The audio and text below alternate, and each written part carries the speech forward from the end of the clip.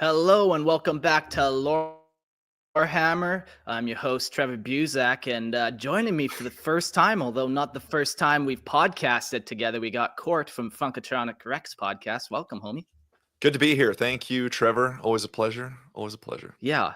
Yeah, you had me on your guys' show one time, and we had a killer time. I think it was episode 11, so go check that out. But like, we were laughing the whole fucking time.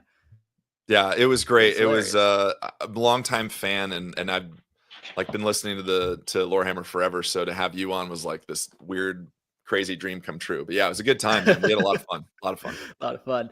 And joining us as well, first time I've met Logan, but welcome to the show. You're one of Court's buddies. How's it going? Yeah. Thanks for having me. Yeah, Court and I, we both hang out a lot at Funkatronic Rex. He runs a lot of the events, and I'm his little rules lawyer that helps him on the side. So we have a good time down there. Nice. Yeah, maybe let's talk a little bit about that real quick, kind of where you guys come from, because you got some cool stuff going on. Yeah, so I guess I'll go first. I've been playing Warhammer and stuff since 4th edition, and going to Funk is how I met Court and started doing the events and stuff. And then he's actually helping me right now work on a YouTube project, Hydra Thoughts, if you want to come check that out. We talk about conspiracies, true crime, cryptids, nerd stuff, all the fun things you can think of. We just throw it in there for a good time. Yeah, just anything that can just kind of fire that creative, whoa, kind of brain idea. I like that. Cool. So Funkatronic Rex is a store, a game store? Yeah, so it's a board, card, tabletop war game RPG store in Phoenix, Arizona, and it's been home to us for quite some time. And we've been I was doing a podcast with them for we're in the 15 episodes, 16 episodes, I think, something like that. I can check at some point. But yeah, it's been cool. We were just talking nerd stuff, talking anything from D&D, 40K, AOS, Magic, all that. And Logan and I met years ago, and we're just peas in the pod as far as 40K goes. So yeah, and I've been playing since, but I started in 3rd edition. Right now you're holding up that glorious Space Marine Codex, one of the best fucking releases of all GW, man. If you can get your hand on any of that old stuff, it's killer. I bought when the Black Templar box set came out, I bought it specifically because the Codex had that really cool artwork on it. John Blanche. John Blanche artwork. Gorgeous artwork. So good. Yeah. Maybe we'll just go on a quick derailment. So you guys are both fucking veterans like me, which is, it's rare. There's a lot of new people in 40K, and the game has changed so much since we got into it. How do you guys feel real quick about where 40K is going? Like the art style, it's not quite the same, I would say. What are your thoughts? So I love the game. I love it. And to be honest, I stopped after 4th edition, and mostly because I was going to college and no one was playing in Hollywood when I was there, really, at least none of my friend group. So I started looking back at when 9th was out, and I was like, dude, I need 4 books to play this. This is not how I remember. And the story had changed, and there was so much. And then so when 10th rolled through, I was like, you know what, I'll give this a shot. And I fell back in love with it. But again, the grim dark that I look at in this with John Blanche and all the old school art and stuff just isn't there for me as much. So you kind of have to make it your own. In my way, I try and grimdark paint everything, and I always viewed the grim darkness of the far future 40K as a setting. I don't necessarily want it to progress story wise. Some of that's cool, and that's just a personal opinion, but I love it as a setting. I love hearing little stories that don't have resolution necessarily, Man, back in the day, there's just so many one-liners that they intentionally gave you that just set up so much. They're here's this one line, run with it. Let's see what you can come up with. Oh, you want to make a land speeder deodorant stick? Go for it. You want to make Tupperware container towel houses? Let's make it happen. Where it's definitely more rigid and formalized now. But yeah, what do you do? What do you do Yeah, about and such things? it's alive, and I think that we should be thankful for that. Like, I think there's a lot of nitpicking for sure, and some of it's valid, but like we have a game system that is over 30 years old that is thriving. And I think Thriving, man. Like even just on like my end of fucking Space Marine 2. Sorry, but like, oh, oh wow. Like it's Killer. thriving. It's Great thriving. game. So we should be thankful for that we have a game that hasn't been on the brink of death, really. yeah. You know, there's been a couple spots where that were pretty grim dark for us. You know, there was a Matt Ward era, but like ultimately, like you said, man, there's more and more people each and every day coming in, and we're in probably still the best era of 40K. Like, you know, we get content constantly, we get all the sweet minis, like the technology nowadays as opposed to what it was back in the day of printing or casting and molding all this stuff. We're in a different world, you know. Yeah, absolutely. Logan, what you got? I've liked the changes, so I'm in a certain minority of fans. I didn't mind the shift to Primaris. I saw Okay, the so value. boot I him know. real quick. Yeah, I know. I'm out of here. Who in the chat no, wants to join instead? Right. But no, so actually, funny thing, tangent of a tangent. For the longest time, I felt that way about Spartan 4s in Halo. I hated them. I'm like, it breaks the lore, it's annoying, and I hated them. But I was okay with Primaris, and once I realized it was the same kind of thing, I'm like, so I don't hate the Spartan 4s as much anymore. But I think it was helpful for the health of the game. I think it needed to happen because it gave them an easy way to refresh everything. It pushed the lore forward, which, as fun as Grimdark is, it had been in a certain spot for so long. And with that, they've been able to grow it from the little, like, it was kind of a niche thing before, but now I see things in the mall for Warhammer. Oh, it's mainstream for sure. Yeah. Normies know what Warhammer is, and it's like, that's huge. And it's because they keep dumbing down the rules, which I'm not the biggest fans of, but they're dumbing them down, making the hobby more accessible for people. And I think it's good they have the Horus Heresy separate from that, because that gives everyone who wants the old feeling, they can get it. It's the different rule system. But overall, I think it's been super helpful for the hobby. Can I just say, we started in the fucking mall. Like, I remember going to Arizona Mills when I was in high school with my buddy hopping Grant on a pedal bike. Oh no, this was far. Like, we were like, we schlepped it in my buddy's van, and it was like, we'd walk in there, and we pass the food court, we get all the free samples, and we go right to the Games Workshop, and it was like the smallest space within the store. Like, yeah, and people, you'd see the like looky-loos walk in, like, no, this isn't for us, and they would just like leave, you know.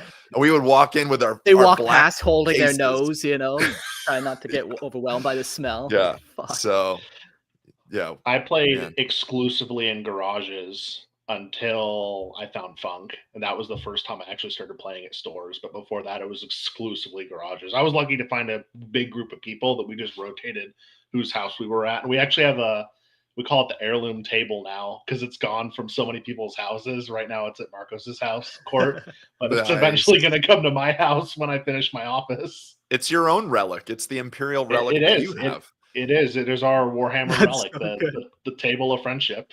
And just to say, speaking of like Primaris, speaking of Primaris, so one of the ideas when we talked about Logan and I jumping on this episode, I was like, well, what are you thinking you want to do? And he was like, well, why don't we talk about the jump to Primaris Marines?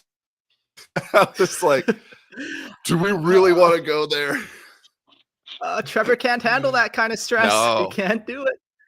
No. You know what? I talk a lot of shit about the new stuff, but one of the coolest things in my mind that they did with and it came out with 8th edition, was they literally ripped the galaxy in half with the Great Rift, the Cicatrix Maledictum, where they just rip the galaxy in half. Now we got two completely separate settings essentially once again, where, you know, if you're on the northern half of it, it's like ultra grim dark. There's no one coming to save you. And then we kind of got the the southern half, where it's a little more like kosher. Things are more controlled and maintained, where it's not the wild west of the northern half of the Rift. So I think that's one of my favorite parts of what they've done in the last handful of years, for sure. Yeah, absolutely. But I will add, I'm mad because they got rid of the normal land speeders on the tabletop. I have 6 of those bad boys, and I ran them all the time, and now I can't. I've upgraded the big Primaris brick ones, and while they look cool, they don't do the same thing, and I'm mad about it. So Rip. I get it, but I think it's healthy overall. Yeah. Well, you know, we'll carry on to the actual show and not get too distracted here. We're talking today in this episode 120. We're talking Imperial Relics, Chaos Artifacts, and Xenos Curiosities. So yeah, we're gonna dive into some of these random things that are pretty like unique and wild. I tried not to just pick up like, oh, this power sword's a relic because this guy wielded it and he was a badass. Like I'm trying to pick stuff that was a little more like, how does that work? Like what are the actual mechanics behind this? Like you know, this item. So we'll get into that in a second. But before we do, come join the Discord. We got a very active Discord. I think we just broke 3,000 members the other month there, which is pretty fucking cool. Like that's a lot of people. That's rad. I grew up in a church of like 300 people. So I always compare it to like putting 300 people in the sanctuary. And a couple times I spoke at the front there and looking across 300 people. And then now knowing it's like, holy fuck, this month we got like over 200,000 downloads. And man, it's a wild world. People are out there and it's cool to be able to connect with people like, because you two are just listeners of the show too. So it's super cool to be able to interact with everyone. So go join the Discord. We have all types of fun and interesting things happening. The current thing we have going on is the gangs versus Arbites warfare. And we just started voting on it this month where we're taking a bunch of gangs and we're battling it against other gangs and then voting who had cooler lore. And eventually the Arbites are going to step in and see if they can quell this little rebellion on the necromunity planet that we came up with. So definitely go check out the Discord. If you need a link, just there in the show notes or, you know, shoot us a message and I'll get you it. Yeah, and then also make sure you guys jump on the Patreon. I have been on there since February of 2023. I am a patron of the Lorehammer Patreon. So join the Imperial Tithe. If we want to get scary with it, we can join the Imperial Tithe and support the show. Anybody that jumps on, like you guys are really helping for sure. There's an ad-free version of the podcast for just $2.50. That's it. And then there's a video version at $5. And you guys really help push Lorehammer. Like when you guys contribute and you're part of Patreon, you're the ones that are really making this happen. So please jump on. Yeah, and that's only $2 or $5 a month, so it's a fucking hell of a deal. And we're releasing a bunch of content nowadays. So, and I've said this in a bunch of episodes. I know a number that if we reach that number, I'm going to try to get 3 episodes a week of Lorehammer happening. I'm filling out the notes, and like so far, I feel like I can keep up with that level of progression. Like this week, we're recording 4 times actually. So, you know, go support the show and throw us a couple bucks if you like what we do. That's crazy. That's awesome. Also, guys, please join the live stream on Patreon. We have a live chat going on. We can see all the comments you guys are saying, and we are going to have a call-in guest at the end of the show. Maybe more. I don't know. Stay tuned and figure out how many people can join at once. Let's crash the system. Woo! No, we broke my computer once. Let's not do it again. We got Grimaldus saying friend hammer. Yeah, that's what this has always been about for me. So let's dive into the actual episode here. Yeah, like I said, we're talking Imperial Relics, Chaos Artifacts, and Xenos Curiosities. So let's talk a little bit about Imperial Relics, give you a little rundown. Imperial Relics are the most treasured remnants of a vast and ancient empire, each one a symbol of humanity's enduring will to survive against the odds. These items, many forged during the Great Crusade or the Age of Strife, are imbued with great significance, often guarded zealously by the Adeptus Mechanicus or the Inquisition. Some relics, such as the mighty power sword of the Emperor's champion or the scepter of the High Lords, are revered for their connection to the Emperor himself, acting as physical manifestations of its divine authority.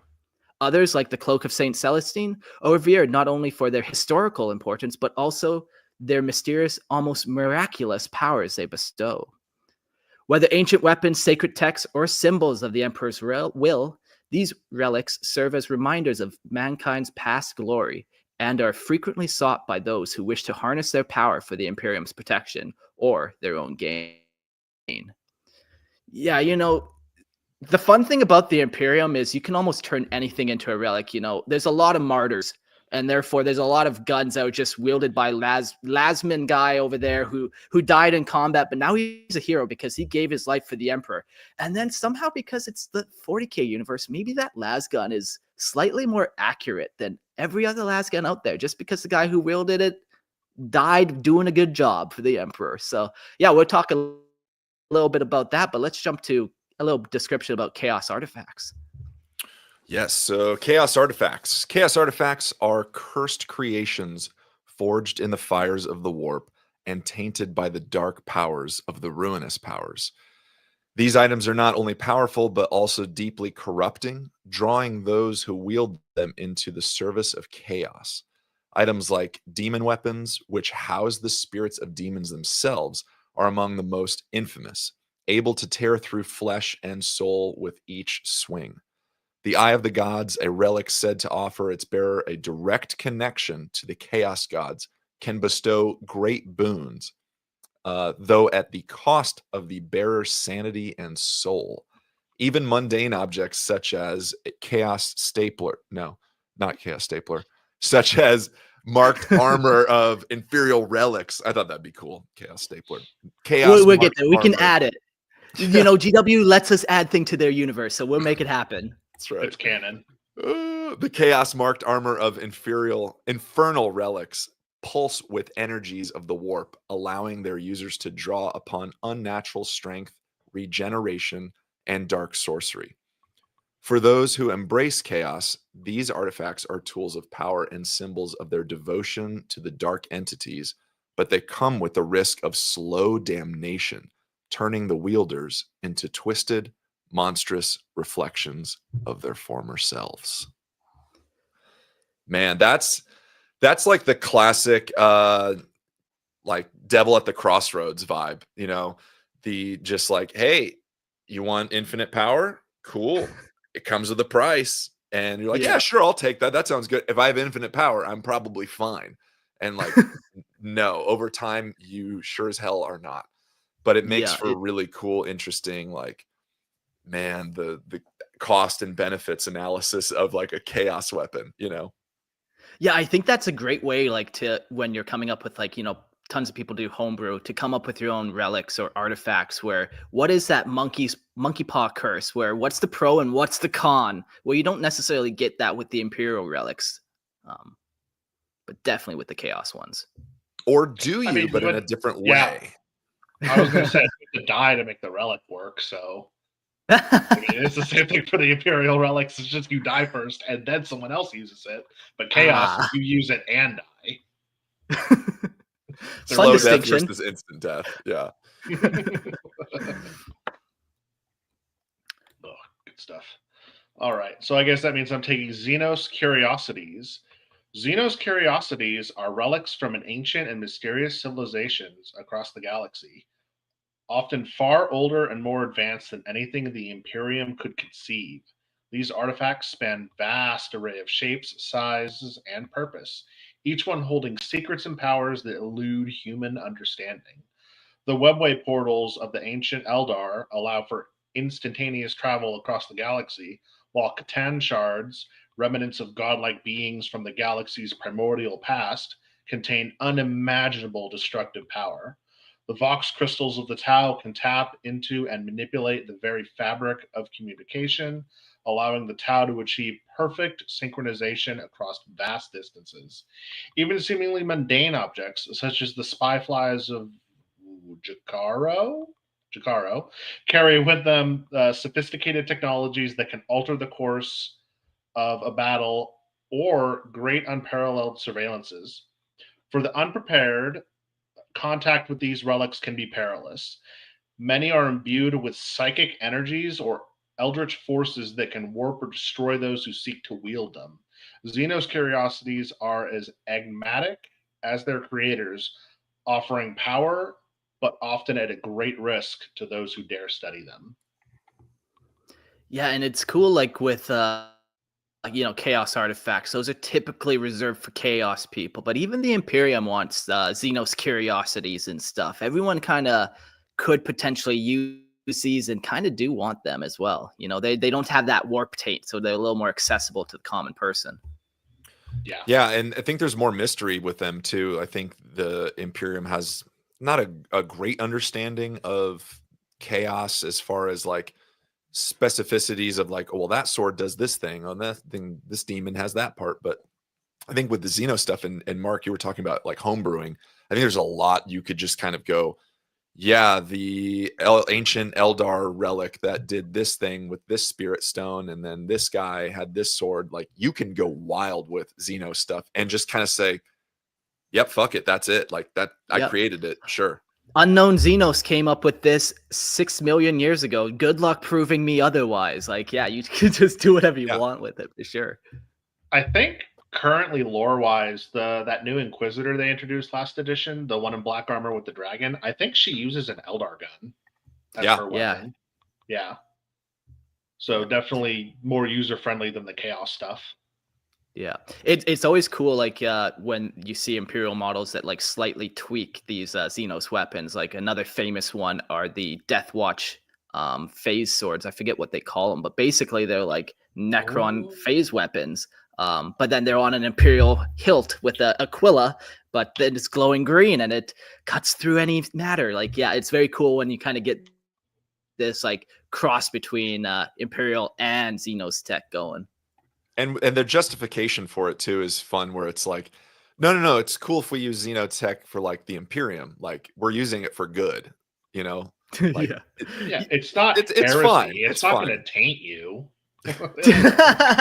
Tell that to the Inquisitors, always watching over your shoulder every time you pull the trigger of that Xenos weapon. Like, yeah, it's kosher, but is it? So let's talk about some very specific Imperial relics. And like I said, I tried to choose ones that were either very powerful or very unique, or just had some type of era mystery that was like, what the hell? How does this actually work? And I think the greatest of all Imperial relics we'll start off with is the standard template construct, or the STC. The standard template construct are the most legendary sought-after relics in 40K. They are an ancient, almost mythical blueprints and construction systems for humanity's golden age of technology. Around the 25th millennia, when humans first began to colonize the stars, STCs were originally designed to provide settlers with a means to create almost any structure or tool they might need to survive, allowing for the rapid, self-sufficient expanse of human colonies across the galaxy. So their function and purpose. An STC was essentially a super advanced construction database paired with fabrication instructions, almost like a universal blueprint.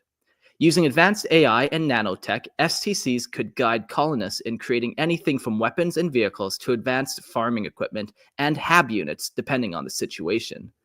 This ability to generate complex machinery made STCs invaluable, as they allowed humans to replicate anything they needed on distant worlds without waiting for supply lines of Terra.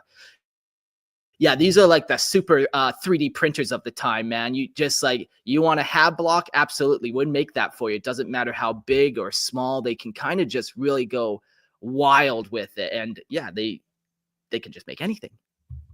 Yeah, and you see this nowadays in what they call IKEA manuals.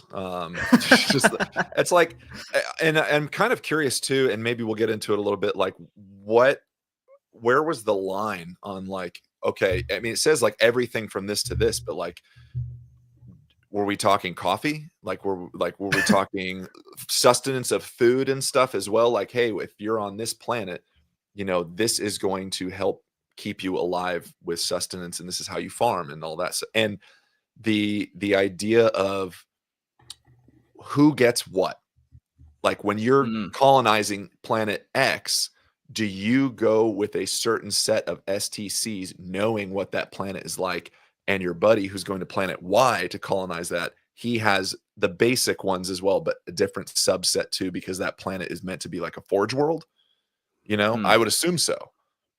Yeah, like it's interesting. Like when these things were made, like this is pre-Imperium, this is pre-indoctrination, kind of pre-religious zealotry and all that kind of stuff. So like, you know, they're in the golden age of humanity, and like, why almost limit yourself? I kind of think of the Voyager probe, I think, where they basically shot a probe with all of the knowledge of humans had at the moment into space, and just like, you know, it reaches aliens or whatever, they'll kind of get a vibe of who we are. And you know, it's not like when they shot one of those out or shoot one of those out, they're like shooting a specific set of information to the galactic north and a specific set to the galactic heath. Like, you can compact all of human information pretty easily, so why not just have it all? But yeah, the other thing about like this era is, since it's not the primary setting of 40K and it's like 15,000 years ago, like fucking who knows, man? Who the fuck knows? How big are the STCs? Or we not get there yet? I think we'll get there. Yeah, like some of them are like as big as spaceships, I believe, and others can be more like compact micrograde. Like, I really kind of picture them as 3D printers, but with like nanobots. That's pretty cool. And there's some AI capabilities with it too, which I think you're going to touch upon as well. Yeah. Many STCs are rumored to have AI capabilities, able to assess a colony's situation and create tools suited specifically to local resources and conditions. This also means that they could evolve designs and adapt them based on current needs, rather than merely producing standardized blueprints. However, after the Age of Strife, when the Imperium enforced strict controls on artificial intelligence, any remaining STC AIs became highly forbidden and only considered heretical technology. Yeah, so that kind of really paints a picture too, like that combination of AI and being able to just create random stuff on the fly. Like, man, we're entering this AI era right now in our time, and just seeing what the AI can calculate and knowing that that fucking thing's already smarter than all three of us combined and knows more than all three of us combined and can write better poetry than all three of us combined, can come up with more science than all three of us combined. Like, very cool that that's kind of incorporated in these STCs too. So when they go colonize, they can really just meet any situation at hand. Yeah, I think that's speaks to the kind of question that I had before, is like the AI drives the uniqueness of what you would need. Like Planet X, okay, yeah, you're adapting to do this. Planet Y, oh, okay, so you need to do this. And the idea that I think we now can start, like, we've had this idea of what AI is for decades, you know, ever since we all saw Terminator 2 and we were talking about like, oh, Skynet, like, what does it do? And now we can see it in real time when I type on ChatGPT, write me a song in the style of Nick Cave, you know, or write an outline for a campaign for Warhammer 40K that's in the flavor of Nachmund or something, and it does it. So the idea of like colonizing and popping in, like, these are our coordinates, this is what we're at, this is our soil sample, this is the acidity in the air, and it just going here's how you need to adapt to this environment. And I think it's cool to see how AI works in relation to our real lives now, and kind of compare it to the fantastic idea of how it would compare to colonizing in the 41st millennium. Yeah. And like sometimes it might be as simple as like, on this planet, the dirt is just slightly more dense. So we've come up with this 4-pronged rake as opposed to your typical 5-prong rake. You know, just simple things like that to just make everything easier and better. Stuff that like you wouldn't be able to analyze, but it analyzes and it knows, and it comes up with this cool little blueprint for you. So, yeah, I was gonna say, so I work in tech right now, so I get to see all the silly things that AI do. Like, you guys get to see the customer facing stuff, but I'm seeing a lot of stuff behind the scenes. So that's like, yes, AI is good, but I'm also picturing the goofy thing. So it lands on a planet and it's full of water, and it goes, oh, I need drinkable water, when the water's already drinkable. So it's trying to make more water or something. So yeah, it's trying to import water from a different place because you're like, oh, well, we're on the water world. We don't want to use up the water on the water world. So we got to import the water to the water world. All the goobery things that the AI is going to do. Like you said, the 3-prong rake. Oh, well, now I need a 15-prong rake. It's like, I didn't need that, but the AI said I did. It's almost like the scene in Fantasia when I'm a huge Disney nerd too. It's almost like a scene in Fantasia when Mickey is like doing the sorcery with all the brooms, and all they keep doing is grabbing water from the thing, and they don't stop. And it's just like, well, we were told to do this. We're magic. And Purge Seraph in the chat, I think, makes a really good point. He's talking about the golden age makes me think it's more like Star Trek than 40K we know it. And I think that's absolutely correct, especially in that time, that era. It was the golden age. Like, we are out to colonize. We are out to find out. We are moving forward.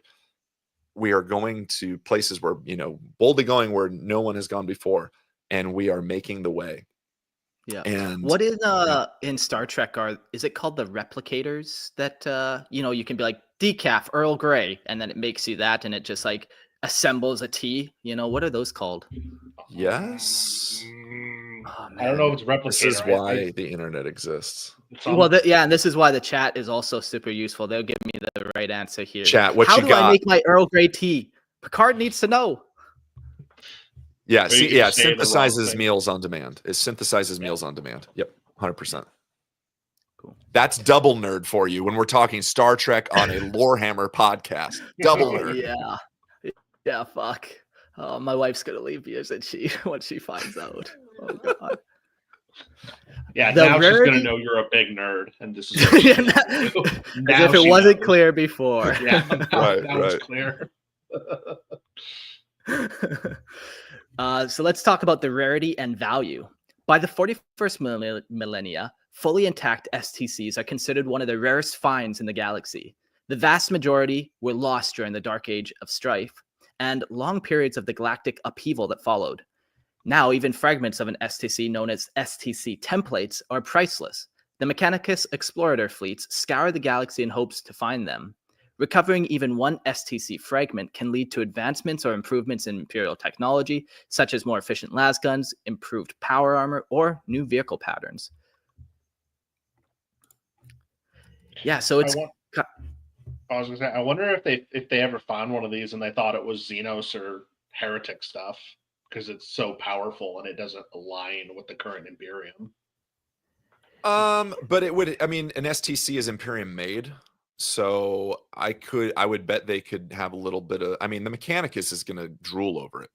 If somebody else found it, perhaps if the Inquisition, maybe. But I love the idea also that old technology is better than what we have now. I think that's a really cool fantasy setting of we have something that was used years and years ago that is better than what we have now, and we need to go find it. Like we found the lasgun that shoots better. It has a better battery, and it was made 10,000 years ago versus now. That's rad. Yeah, that's definitely one of the appeals of 40K where, we were griping a little bit earlier at the beginning of the show of just how different new 40K is and how now in new 40K, they seem to be able to advance technology where when we were growing up, it's like you're lighting your sacred or your candles and you're dabbing in the sacred oils, which is just WD-40, but you don't fucking know that. You're an idiot. You're ingrained in this indoctrination. There's no improvement. In fact, improvement is heretical because you're messing with like sacred designs from the ancient past, Yeah, I mean, I still have an iPod that works really well, and I need constant updates on this new phone.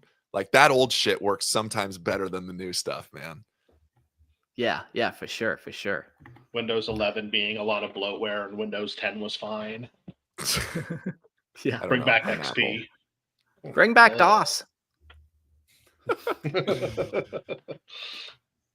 STC influence on Imperial technology. The technology of the Imperium is rooted in STC patterns. Many of the machines, weapons, and vehicles used by the Imperium, like the Rhino Transport, Layman Russ tank, and the Baneblade Super Heavy tank, are based on rediscovered or partially preserved STC templates. However, the Imperium's understanding of these templates is often incomplete, leading to a cargo cult mentality in the Adeptus Mechanicus. They see technology as divine, and any adjustments or variations to the sacred STC patterns are considered heresy. That's rad. I love the idea that the Land Raider, the Leman Russ, the Rhinos, like all that stuff that we have now in the 41st millennium are still not complete. Like they're as good as they're going to get with what they've collected now, but they're only STC template based. They're not actual like primo ready to go the way it was intended. That's killer. I love that. Yeah, I just picture like, you have a computer and over 5 years, you've just created like so many save files, delete files, save files, and eventually your disk space becomes corrupted and your once terabyte drive, you can now only have access to five gigs of it or whatever. and everything else is just this corrupted bloatware, essentially, that you no longer, it's fragmented. That's a really good way to put it, I think, and I think that makes visual sense too. Absolutely. I'm wondering, because I remember going through the Dark Imperium books where they were introducing all the new Primaris stuff, like the repulsors and the Gravis armor and stuff. Was any, I don't think, and maybe chat knows, if any of that was based on an STC that Call found, or if those are all Call originals. Because it's kind of crazy to me to think that like the Land Raider, the Rhino, all these amazing tanks that we've had forever are STC based, but all the new stuff is Call's design. I don't know. I don't remember seeing that in the Dark Imperium, but that's an interesting, maybe a follow up for later. See if that's the case or not. Yeah, good Yeah, call. like I should do a Call episode at some point. You know, I try not to pervert my mind with such heresies, but I think it has to happen. You know, I've been doing a lot of new content here with Lorehammer, so maybe we'll dip our toes in that at one point. Hey, shout out to Icarus in the chat. Happy birthday, my dude. Woo-hoo! You can listen to this before you go to bed. Every year now, you can hear me wish you, Icarus, a happy birthday, friend. Enjoy. Happy birthday, Purge buddy. Seraph says, Happy birthday. humanity is in a more dire situation, making them willing to overlook their religious superstitions, and why we're seeing more advancements, in our opinion. Sure, but also, like, that doesn't just make technology happen, you know? Like, I always think of like I know how I can tell you how a phone works, but there is no way in hell I would ever be able to make a phone by myself. There's this example of some guy trying to make a toaster in his garage, just as toaster, something so simple, you know, that's just a heating element and you're just trying to make some toast. And this guy spent a whole bunch of money and he individually was not able to make a toaster. The one big thing he had problems making was just plastic. The way he got around that was he was like, okay, well, I'll just go mine plastic in like a scrapyard off of cars or whatever, melt it down and kind of make my own that way. But like he couldn't make plastic himself. He didn't have the tools to go mine petrol and then do it. Like, I don't even fucking know. So I just feel like, yeah, okay, they might be in a more dire situation, but if like that doesn't give you the actual ideas of how to make these things work. Like none of us here could make a computer. It takes many people to do it. No, but I think the allowance, like I think he has a point talking about, you know, like the resurrection of Gilliman, like allowing that kind of. I mean, and Logan, you can probably speak to that a little bit more, but I think there is a little bit more of the less rigidity in what the Imperium is allowing per se. I don't know. What do you think, Logan? Yeah, because in a lot of the books, Gilliman, people like the Ecclesiastes will come to Gilliman and they'll say, "Oh, your father is a god," and he goes, "No, he's not. My father would hate this Imperium. This isn't the Imperium he built." So that kind of backs up what Chat was saying, that it's with less religious zealotry, it makes it easier for Gilliman to give Call permission to modify the Emperor's design. Where for you guys growing up in 3rd edition or up to this, that's heresy. That's straight unbelievable heresy. But for me, kind of, yeah, I see you. But for me, kind of newer coming into it, 8th edition is really where I started getting the lore and stuff. It's like, oh no, this makes sense. One of the Emperor's sons, his most perfect design, saying no, he's not a god, and yes, you can improve things. That's always made sense to me. You know what? That's a very good point. I think, like, I'm not a fan still. You didn't win me over, but I'll give you that point. Oh, I'm not. I know I'm not gonna, but Purge says, necessity is the mother of invention. Agreed. This is Tree Flies says this is the Imperium that Malkador built. Yeah, so very interesting shift. But let's jump back to the Adeptus Mechanicus and the STCs and how they kind of interact. The Adeptus Mechanicus zealously hunts for STC's technology, believing STCs are divine relics of the machine god, and they are willing to go to extreme lengths to obtain any fragment.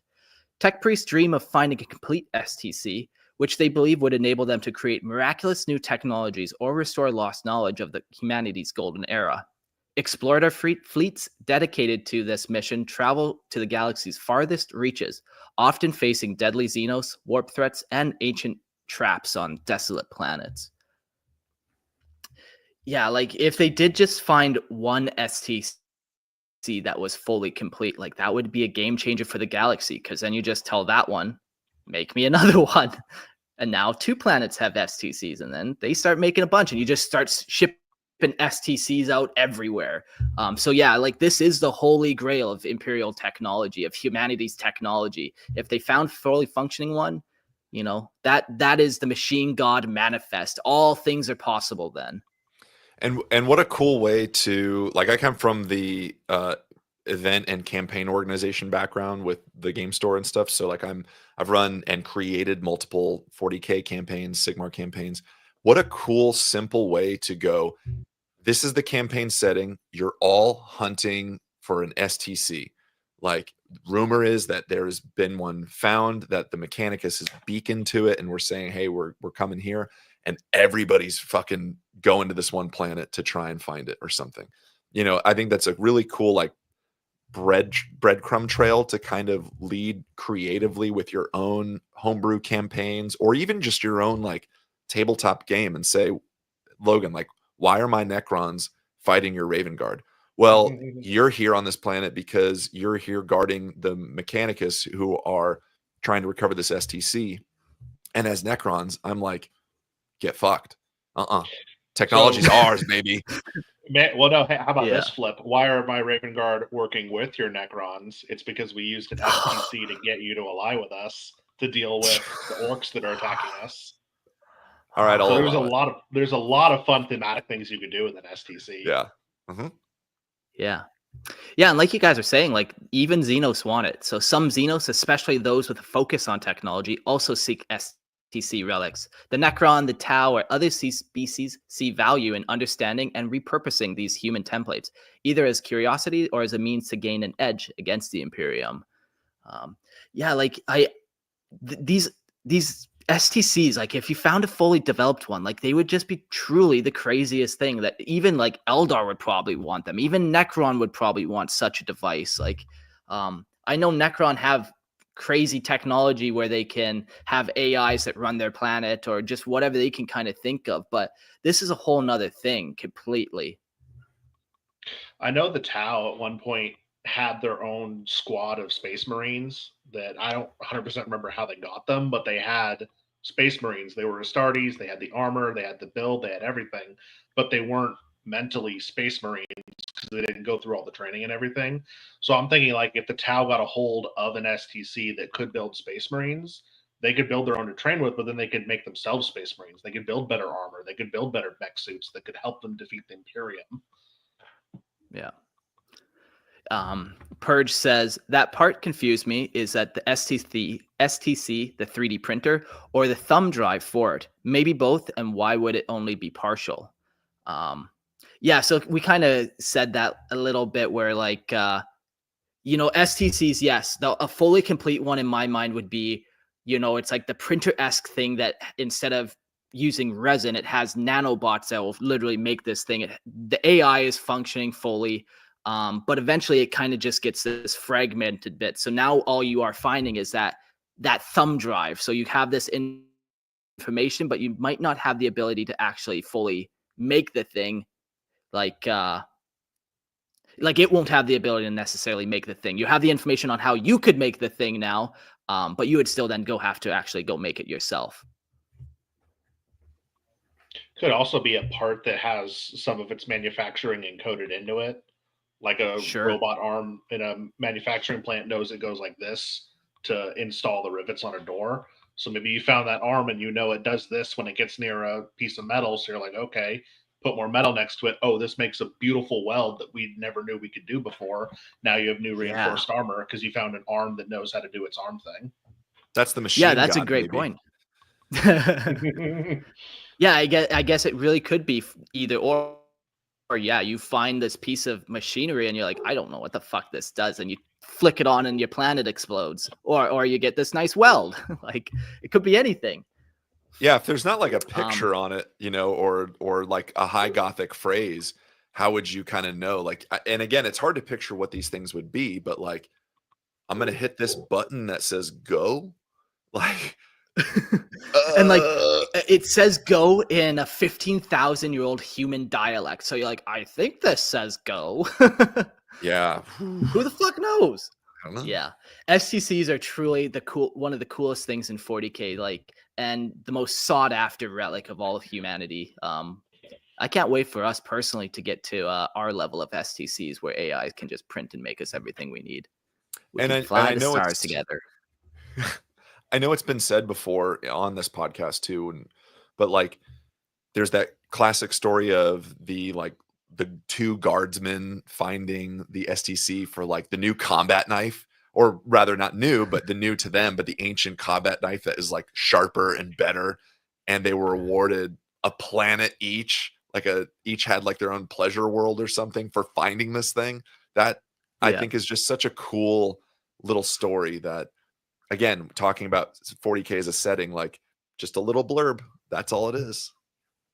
hmm Yeah, because you got to believe that the Adeptus Mechanicus, yeah, they got the combat blade, but like, what other secrets did they get out of that little STC fragment? Like, did they unlock a little bit of how to make it themselves? Like, make an STC and not make the combat blade, like any little bit, and maybe they collect 10 of these fragments and they can put them together, and now they have a fuller picture of how to make this happen again.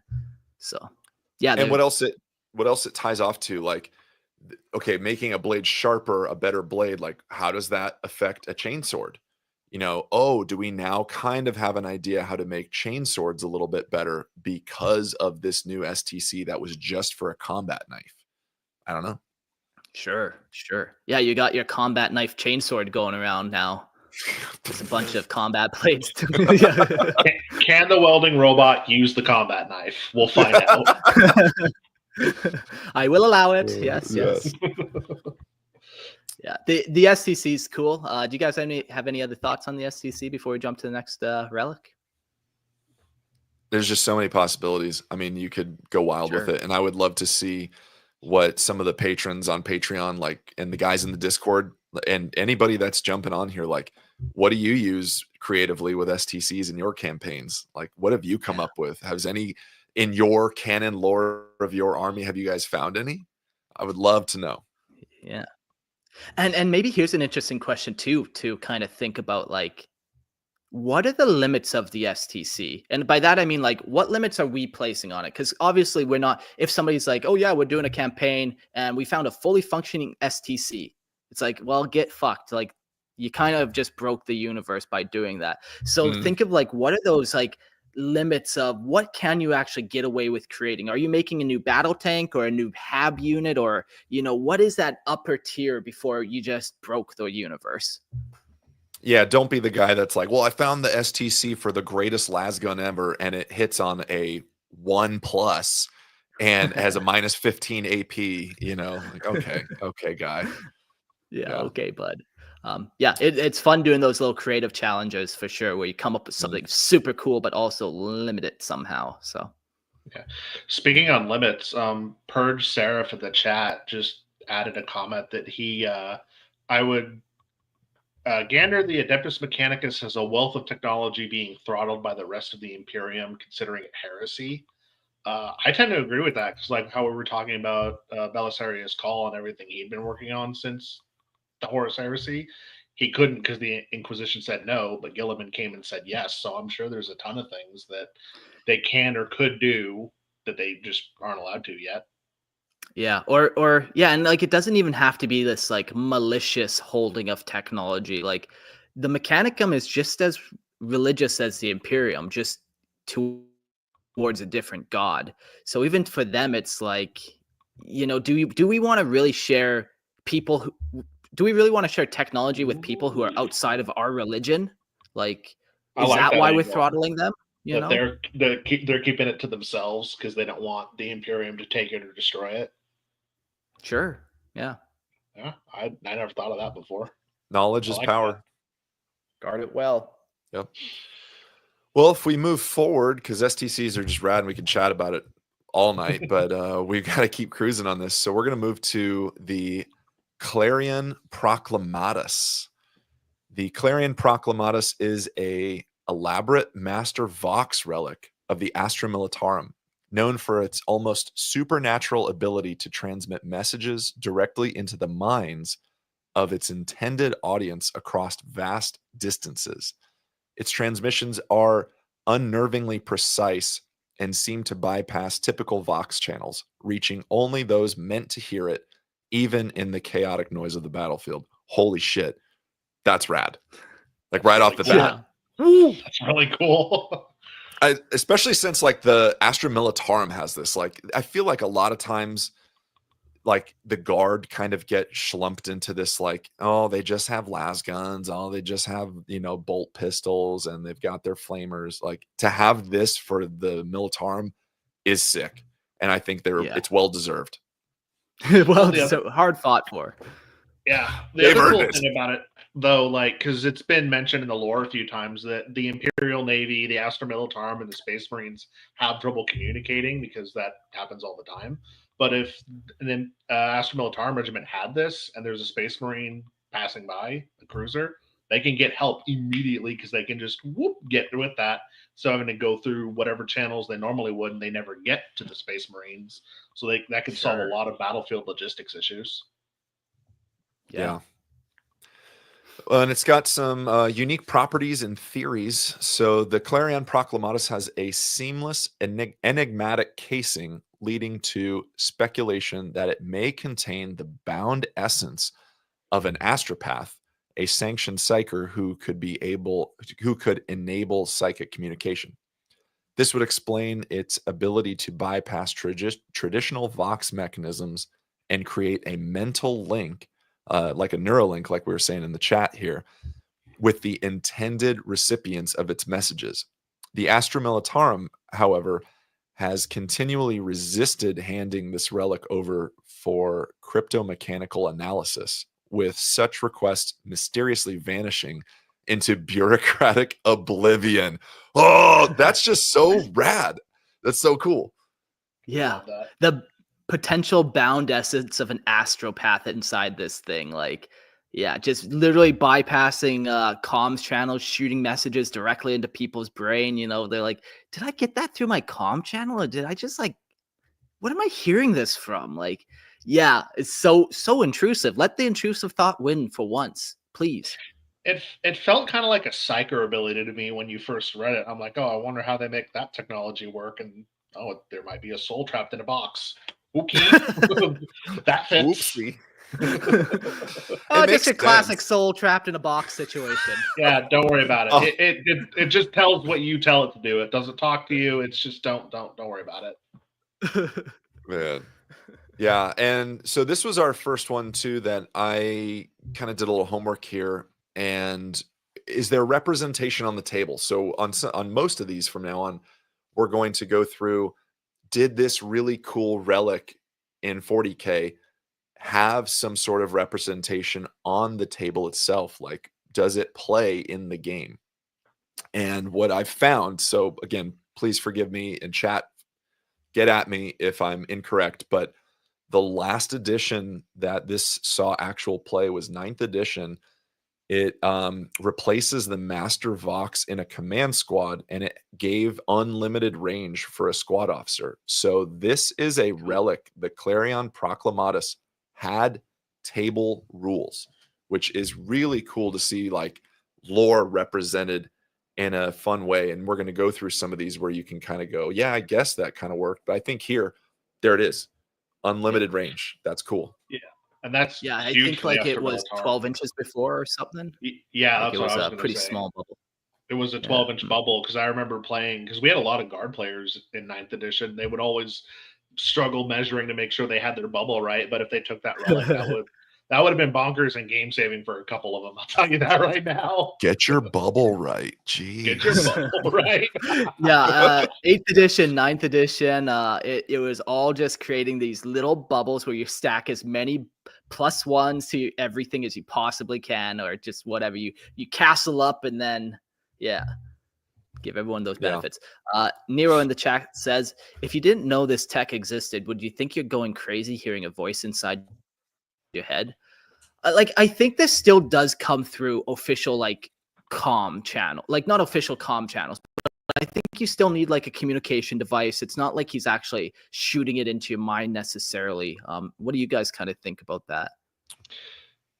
Well, it says so it's I also sorry, Logan, go ahead. So I also play Sisters of Battle a lot, and I'm going through the Celestine books right now, and one of the things that they're big on is hearing the Emperor's voice or believing in the Emperor. So I feel like if you heard it come through, I don't know what it sounds like, but maybe you'd think it's a vision from the Emperor saying, we need to go here, or these people need our help, let's go there, is kind of what I thought. If it's not a Vox thing, if it is in your head, that's kind of what I thought of.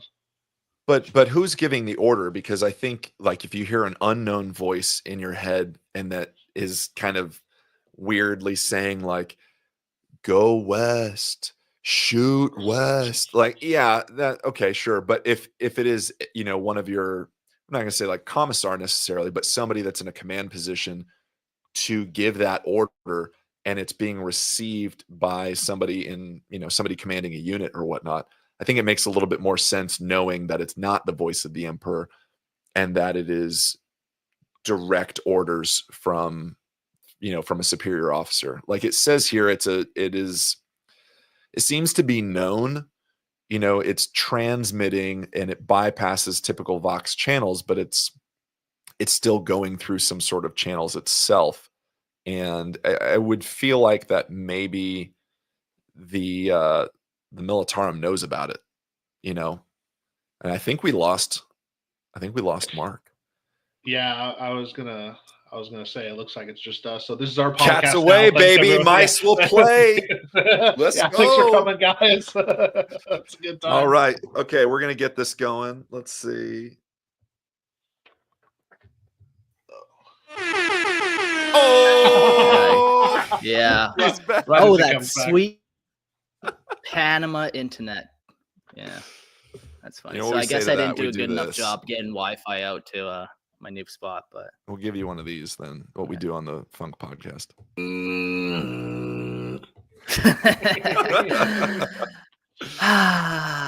Okay, that was a hostile takeover. Somebody hacked me. Somebody tried to use the Clarion Proclamatus on me. Didn't work out well. I've never seen a man put his shirt back on so quick, Logan. Good job. Yeah, nice. Cool. Oh. Anyway, yeah. So I think there's an official capacity. Again, it's not maybe widely known, but like upper command echelons would probably know that this is a thing and that it would happen. That oh, they're just using the Clarion Proclamatus. That's why I heard my commander's voice in my head, you know, from this distance.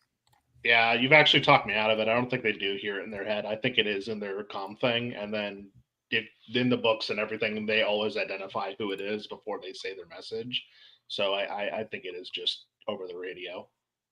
Yeah, still cool, but it requires a radio on the other end. Mm-hmm. Yeah. All right, the next relic we have is Cabe's Herald. I almost read that Kabe the first time I looked at it. But Cabe's Herald. All right, Cabe's Herald is a revered heirloom of Cadia, once belonging to the legendary Knight Commander Cabe, a celebrated officer known for his heroic actions during the Cadian Wars. The relic is an upgraded, high-grain Vox Herald, originally used by Cabe in his final battle, where he perished while engaging a renegade Warhound Titan in his Lehman Russ battle tank. That is cool. And that's also interesting it's also interesting that it's another relic that's communications related for the Astra Militarum, and it's required somebody to die. Like the first one has the soul in it. This one, Kane died, and now it works. So continuing with that, its properties and effects. Ghostly Vox communication. Cabe's Herald continues to transmit his voice, that's cool, through the static of battle even after his death, offering orders and guidance to his successors. The voice of Knight Commander Cabe can still be heard issuing commands, providing strategic advice, boosting morale of Cadian forces on the battlefield. So that is not what like the last one. That is super cool. So it's kind of like his spirit. The other one had a spirit. His spirit's trapped in this thing, and it's providing guidance post-mortem to other commanders. That's really cool. That's rad. Like his soul frequency somehow got tied to this Vox frequency when he died. Yeah, that's crazy. We're all just made of waves after all, or something. I don't fucking know. It's kind of like. Go ahead. Okay, I'll take it. It's kind of like there's that story of the Land Raider that after its crew had died, like it still kept going and was still on the mission of like shooting and following its own like orders and stuff. Like that's the like the Rin's spirit Mike, I machine. think. Yeah. Like and I love that idea. And this definitely has that more spiritual Imperium vibe versus just like it's different kind of science. You know, like Yeah. like there is the psyker element in the previous one, but this seems to be a little more like woo, you know. Yeah, like this could be some type of just simple machine glitch, and that every order that you hear over the static could have been something that Cabe had said at one point and somehow got locked into the system, and now it's just kind of on repeat. And like sometimes it's telling you the right thing and the right orders. Other times it's just giving you random shit from battles, you know, long ago that he was in. I love that idea.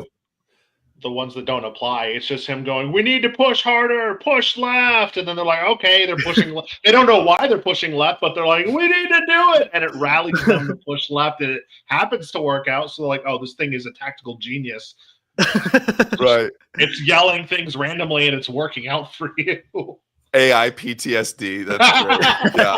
That Jack's Carnage. Spot on. And I love the idea of like the end of the battle or the end of the war, like, dude, you hear like Steve's group heard Cabe's voice. Oh yeah, cool. I heard Jim mention something about it too, and we didn't see his partner. Like, what happened? Like, well, Cabe told me to shoot when I had my gun up, and my partner was right in front of me, and I just had to do it. Like, but these are just like just random messages happening over and over, like flank the left, like you said. You're like, but there's a all right, fuck it, we're going left, and there's just a ton of Tyranids left. You're like, shit. The other thing I was thinking though is maybe it works kind of like how orc magic works. Orcs think red go faster. Well, he believes, and he believed what he believed. So now that's trapped in the Vox somehow, is his belief and believe in his men. That's now ingrained in the system. So it might not be the perpetual loop, but it's his love for his men and his perseverance gave him the way to live on in this Vox communicator for the will of the Emperor. I don't know. Yeah, well, like they do talk about stronger souls can last longer in the warp, where like the weak and frail souls get devoured almost instantly. So yeah, it's like somehow maybe he has held on in death through his willpower. And now it's like the only way he can communicate is through this like Vox channel. Yeah, that's, I mean, the fact that a ghost can give you the guidance is super cool. I'm curious now though. Well, because it says people hear it through the static, but it's like it's one Vox thing. So is it the one person who's holding this Vox hears it, or is that Vox transmitting to other things? Read on. Maybe it'll answer a little bit of it. We'll see. Well, reading on it does say those who wield the Vox Herald can invoke his legacy, gaining a sense of direction and inspiration from the legendary officer, allowing them to carry his resolve and tactics as if Cave himself were still guiding them. So now I think it's really funny your example of I had to shoot my buddy because the Vox said so. They're just passing this puck around, and the puck is telling like it's a magic 8 ball to shake it. Like, what do I do?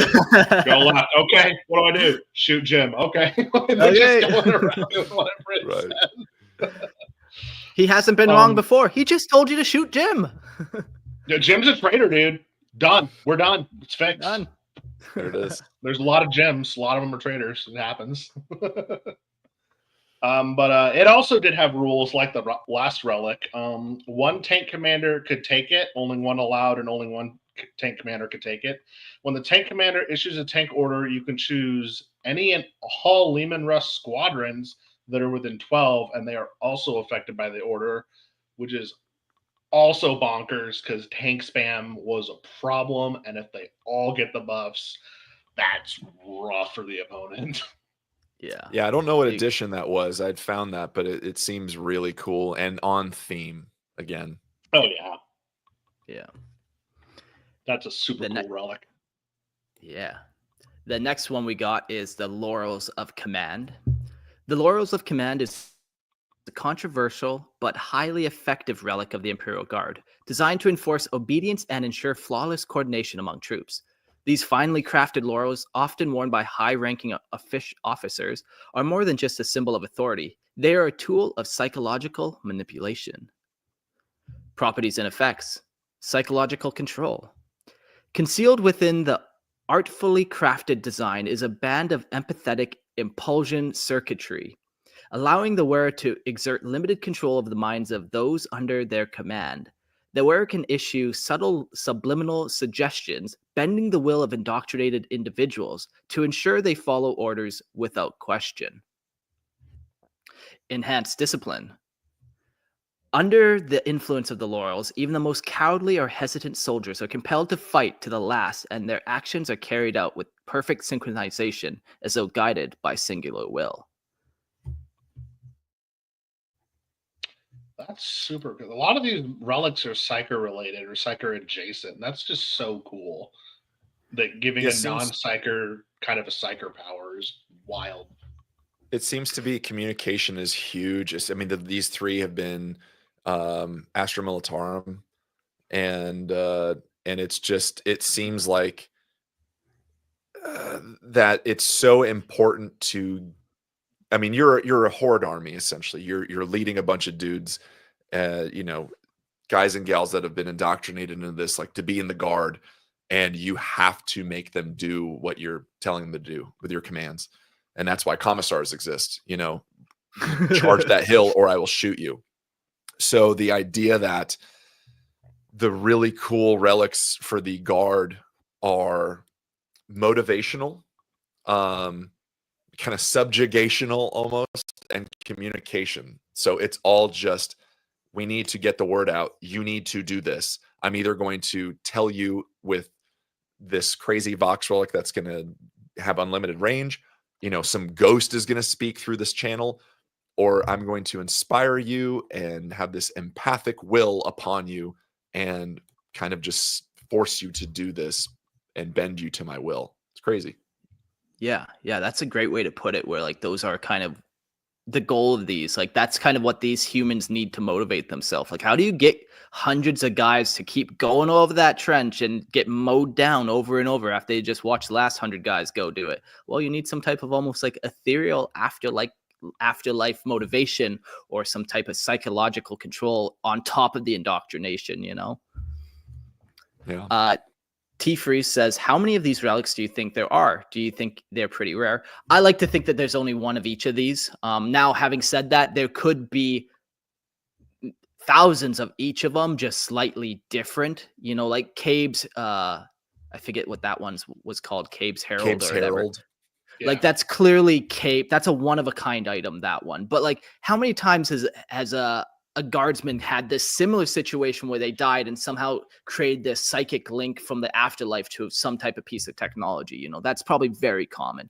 I like to look at these as like what's possible, you know? So yeah, there's only one of these, but now that we know this is possible in the universe, now we can come up with a bunch of cool stuff for it. Mm-hmm. I think you said it earlier that you weren't going to focus on specific like power weapons, like, oh, this was so and so sword, so it's magically imbued. But if we think about relics like those, like lightning claws getting passed down from chapter master to chapter master, the lion Gilliman both have a piece of the Emperor's armament. Abaddon has Horus's claws. Like those things are also technically relics, but they're tied to one specific person, so they don't get talked about as much.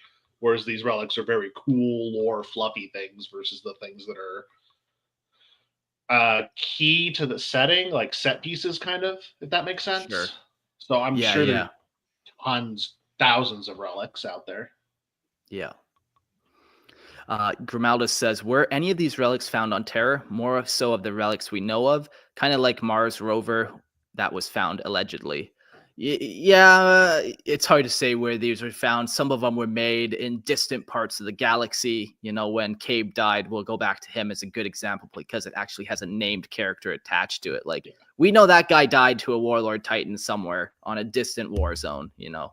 But, you know, how many relics are in the vaults of Terra that we have no idea about that are galaxy changing, but the Emperor locked up because he didn't want this technology to get out, or the Mechanicus has on Mars because once again they don't want it to get out. It's too much. Yeah. For Or sure. even Trazen's collection. Yeah, Ooh, yeah, exactly. there's one. Yeah. Not even people are safe from that dude. Yeah. So all types of Cabe could be there for all we know. And he's speaking from that prison to a Vox to still help fight the good fight. He just doesn't know he's trapped in a box. He's in his tank. He's in his tank in the box, communicating to his troops still. So the laurels will have some drawbacks and dangers. The unraveling of leadership. If the officer wearing the laurels is killed, the empathetic influence abruptly ceases, often leaving its subordinates in disarray. The shock of their commander's death can cause confusion and chaos as they lose the mental guidance they had been so subtly shaping their actions. This is very like hive mind-esque, eh? Yeah, Mhm. is that when they say chaos? Does it mean like actual chaos, or chaos in the battlefield type chaos? I think the Chaos in second the one. battlefield, I think. Because I was also thinking like it's because it is a psychic thing, so it rips, and when it rips and you lose it, now you're exposed to the warp energies. Maybe. No? Yeah, I wonder if this one is a psychic thing. Like because this one I think is technology, because it has the empathetic impulsion circuitry. So this seems to have some type of thing, and it only works on indoctrinated people as well. So like, you know, and it only works probably if an officer is wearing it. It requires some of these things. It's not like the other ones where it's like an actual psyker using it. There's some technological elements here where maybe it's shooting out this perfect brainwave frequency that just makes you more agreeable, almost like a truth serum, but like sine waves or whatever. You know, you could come up with any technologically weird way, but I think this one is definitely more technological than psychic. Yeah, I guess that makes more sense. I was just picturing it's psychic connected, but now you break it down more, it does sound more technology funded. So if we go into the just the imagery of what laurels are, and maybe this is, I don't know, maybe I'm tinfoil hatting here, but Tinfoil loyaling, actually. yeah, Carry on. but like laurels are that leaf insignia, that we see. And chat, please get at me if I'm just way off base here, but I'm going to get real tinfoil hatty real quick. Here we go. So if this is crafted as it says it is, and it's got the technology like you mentioned, Mark. So laurels are very I'm really hoping I'm spot on with this, like the Roman iconography of the laurels on your head, right? It's that leafy kind of thing that is worn as almost like a crown. Who do we know in 40K that wears that on his head? Ooh, you Gilliman. think it's the Emperors? Oh, Gilliman does too. I mean, I'm looking at the picture of my boy Gilliman, and he's got laurels around his head. The Emperor in his golden armor had those a lot too. He had them too, and we know that the Emperor was able to really, really like vibe empathically with people to the point where you saw him as he wanted you to see him. Tinfoil hatting here. Again, I don't know, but it could be cool to think that like Gilliman has these laurels of command or whatever it is. And but it's a known thing too. Again, it's an Imperium known thing. So maybe it's like, but Robute, you're wearing the laurels of command. Like you're telling me to go compelled punch to this listen guy? to you. Yeah. I don't know. I don't know. Chat was pointing out that there are other Space Marines like Black Templar champions. They have laurels on their armor, and I remember Stern Guard and Vanguard veterans would also have laurels too. Yeah. Just saying. Let's do a quick Google search of how you, as a Space Marine, get laurels. It's a badge of honor that appears. Well, that just describes what it is. How do you get it?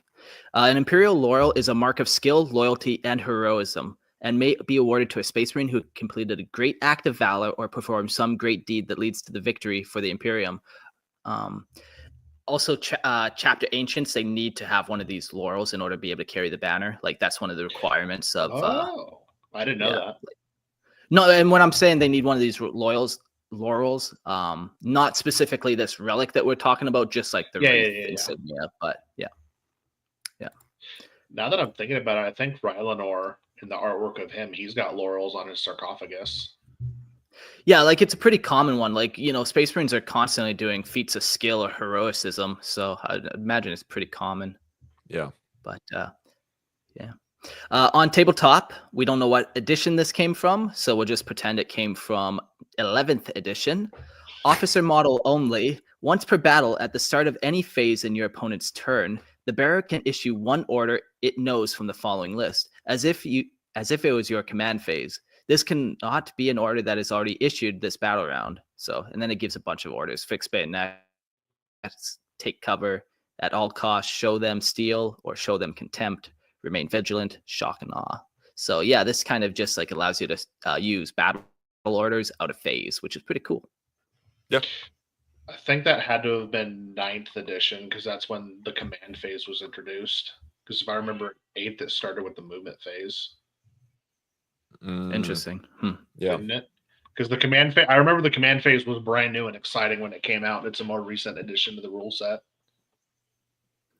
To be honest, I've never played a game of 9th or 10th, so I'm not sure. But yeah, I think you're right. Like 8th edition, it was definitely baked into the movement phase. It wasn't its own separate phase. Yeah. Yeah. Well, if we cruise forward with some more Imperial Relics, we're going to touch on the Sororitas here. So we've got Light of Sister Gemretta.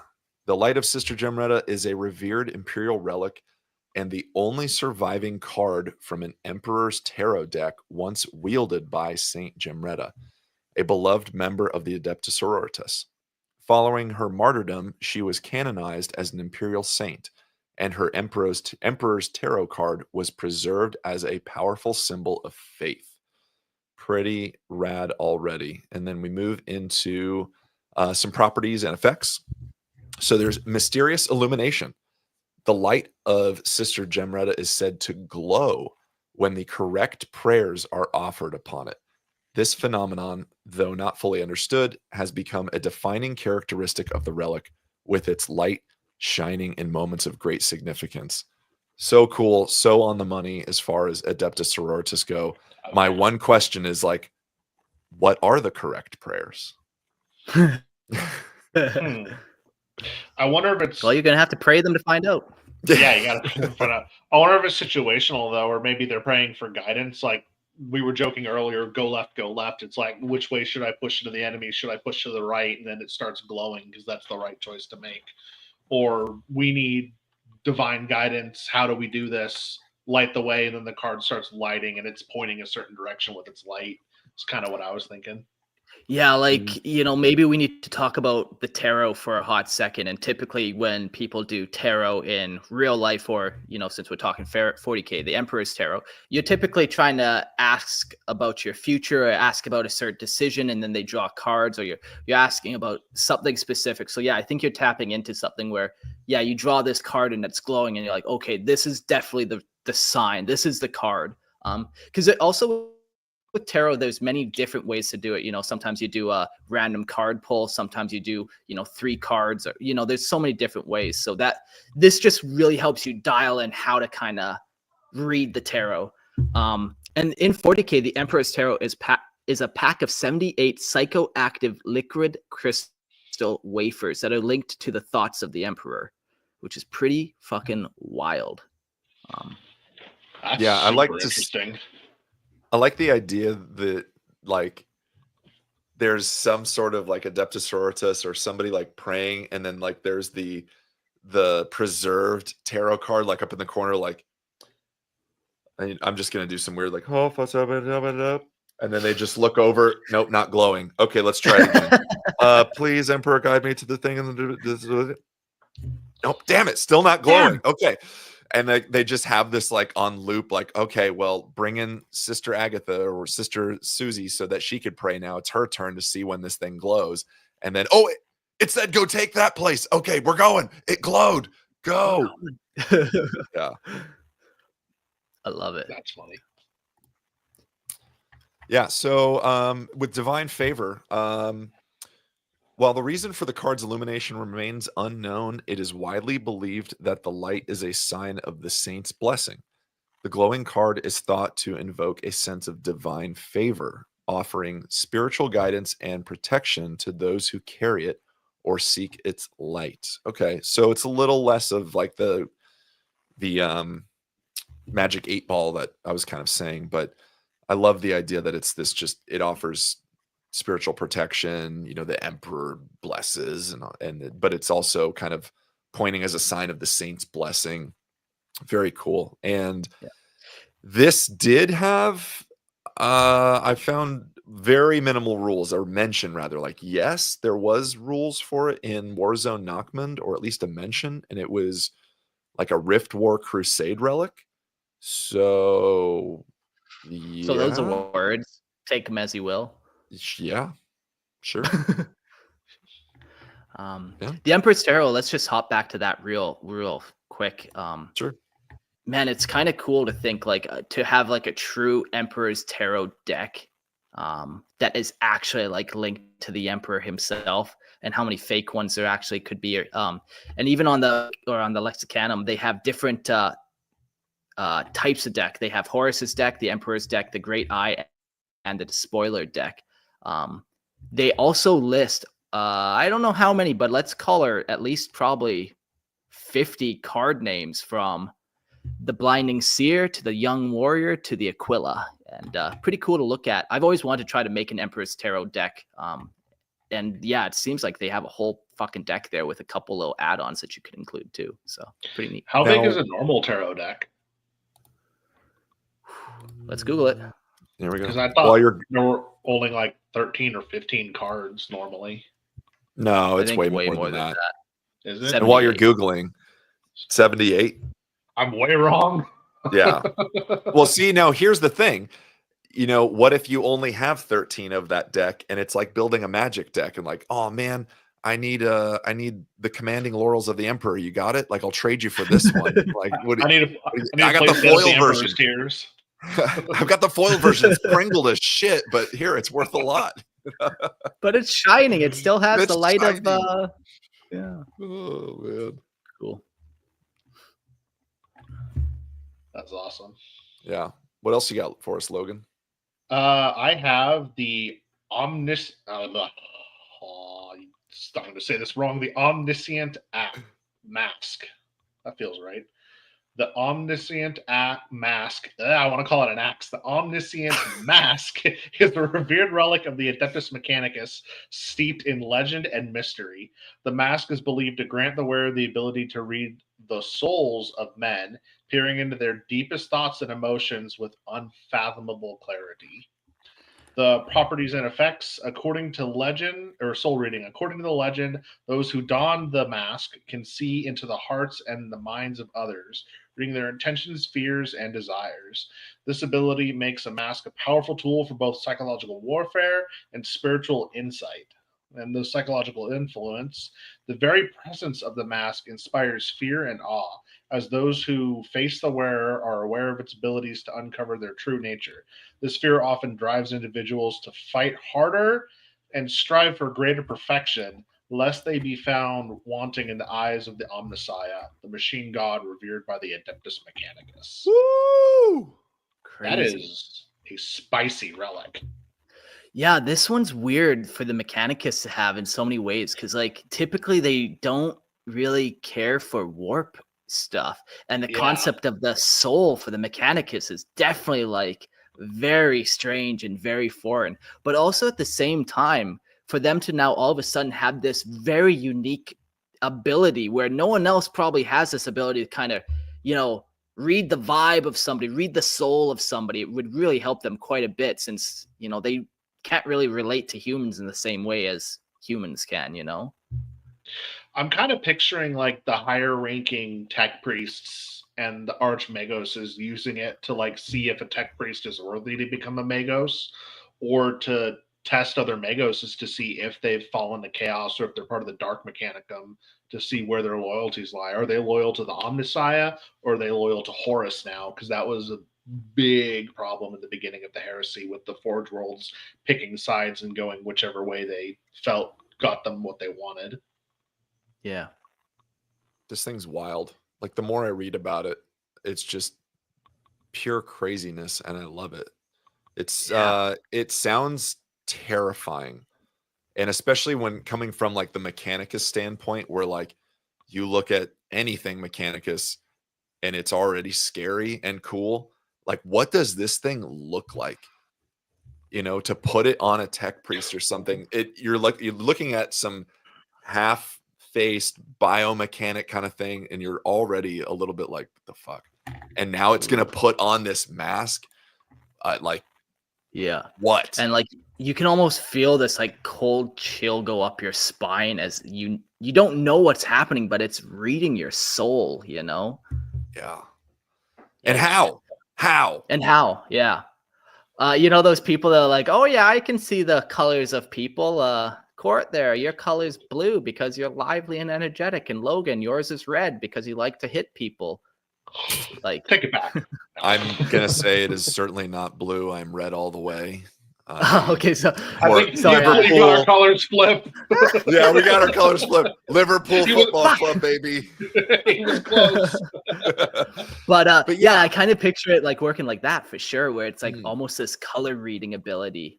You know, that's me reading into it, like for sure. But that's Well, kind of how I interpret it. and how often is this thing used? Like you were saying, Logan, like at what is the okay, get it off the shelf moment? Like Yeah.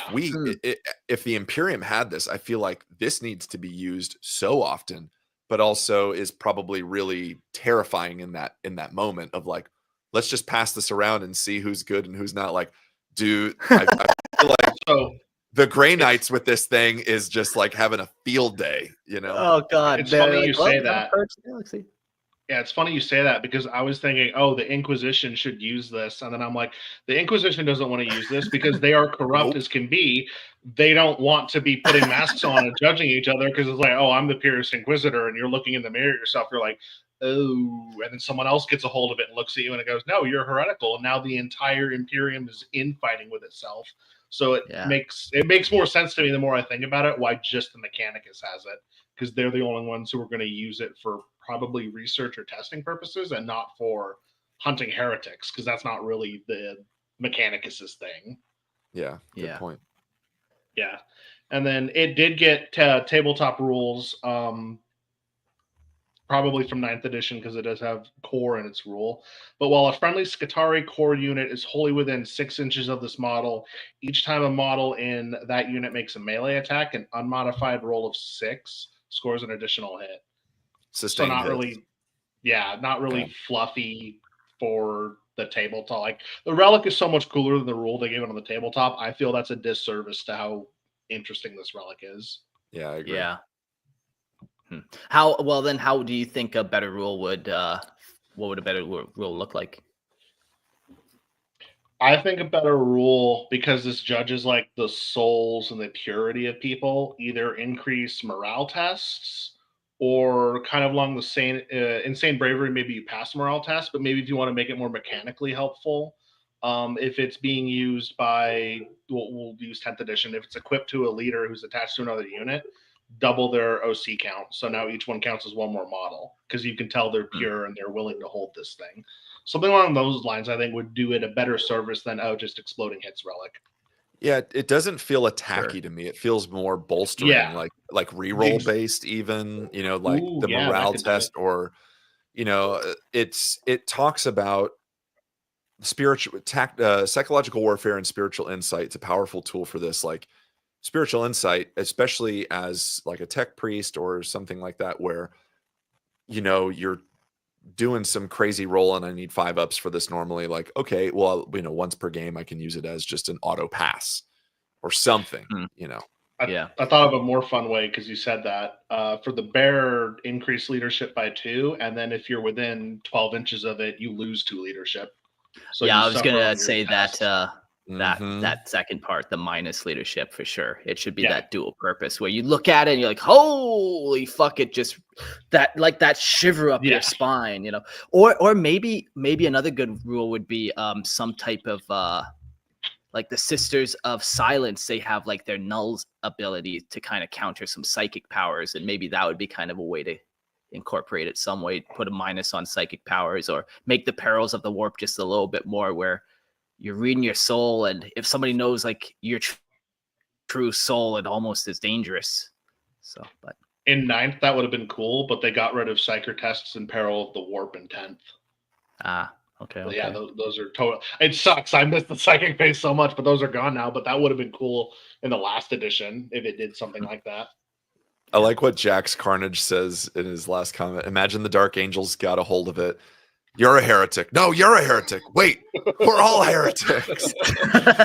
Just also kind of like the idea of the classic movie Spies Like Us, like Doctor would be like, heretic. Yeah, good. Right on. That'd be super funny. Cool. Jumping to the next relic, we got the Reliquary of Emmet. The Reliquary of Emmet is a sacred and highly venerated relic of the Blood Angels chapter, containing a single feather from their slain Primarch Sanguinius.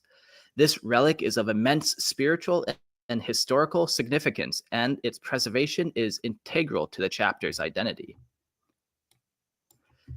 The Feathers of Sanguinius. The feather, which is about the length of a Space Marine's leg, fell from Sanguinius's wing during the Siege of Terra at the close of the Horus Heresy. As the Primarch defended the Imperial Palace, shortly after Sanguinius's death in battle, the feather was placed in a stasis field, which has remained active ever since, preserving it in a state of perfect suspension.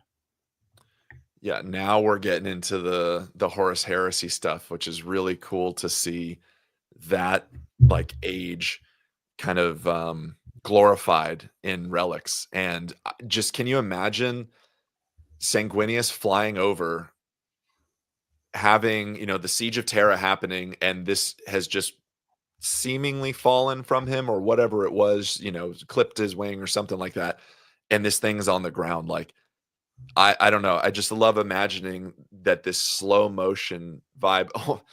Weirdly, almost like the intro of Forrest Gump with the white feather, or whatever it is, and this just lands. But it's fucking huge. It's the size of a Space Marine's leg, and I oddly picture it heavy too, even though like it's a feather. Like, it's got weight to it. You pick it up, and like the quill of it is like, holy fuck. Yeah, and in that moment too, like as it's drifting down and falling, like, is there just silence for a moment? Is there just this like reverence of like, oh my gosh, and knowing that this was going to be something very important because of who it came from? Yeah. The Reliquary's creation.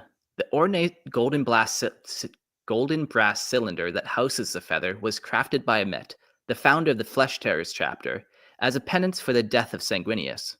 The reliquary is decorated with the intricate fretwork depicting beasts and angels locked in deadly chase through an alien forest.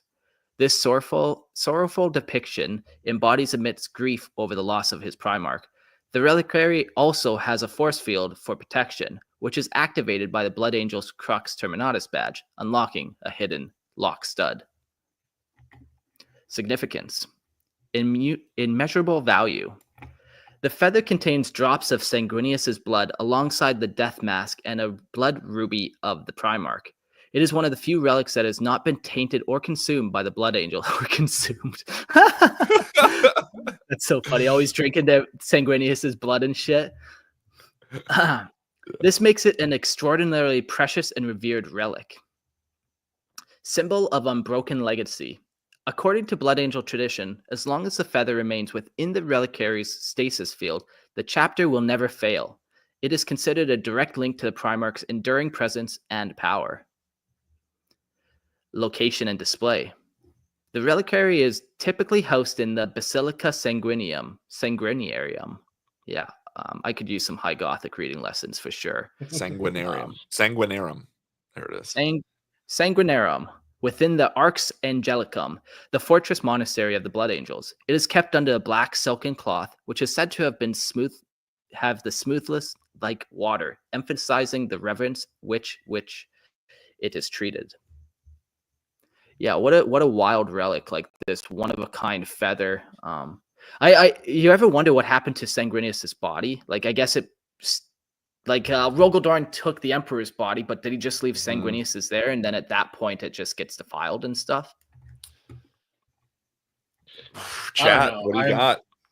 I was gonna say I'm newer to Blood Angels lore because clearly, but so I know they have a new Sanguiner model, Strung Up by Demons. I love that.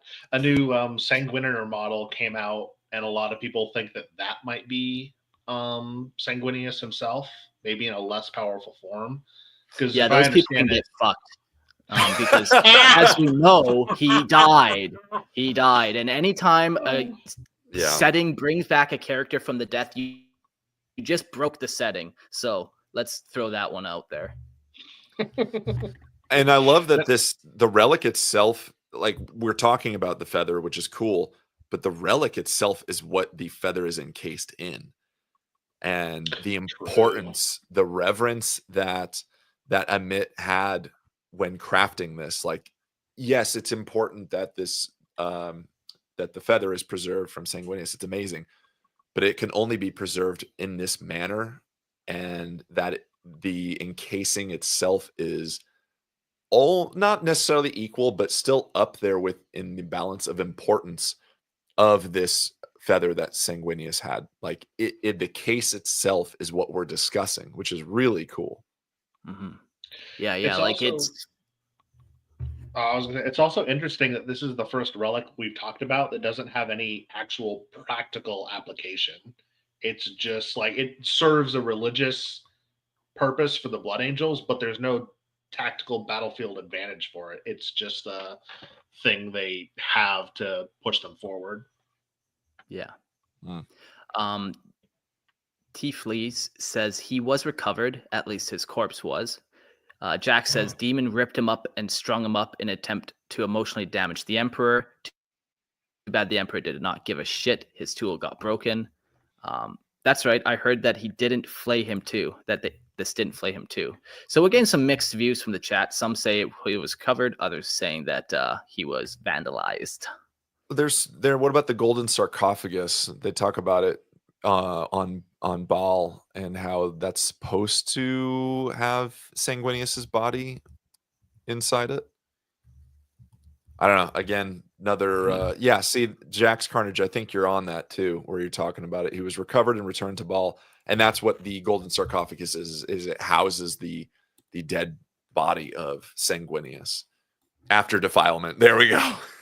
Yeah. I just pulled it up on the good old Lexicanum, and I'll post that in the chat for all the naysayers. So yeah, definitely that they did find it and find his body and take it.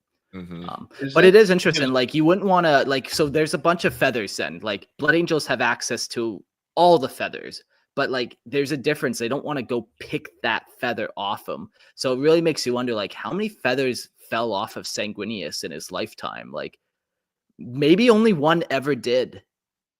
Yeah. And I think that brings the significance of this relic even higher. And I think maybe that's why we're talking about the encasing itself, the reliquary itself is equally, almost equally important. Yeah.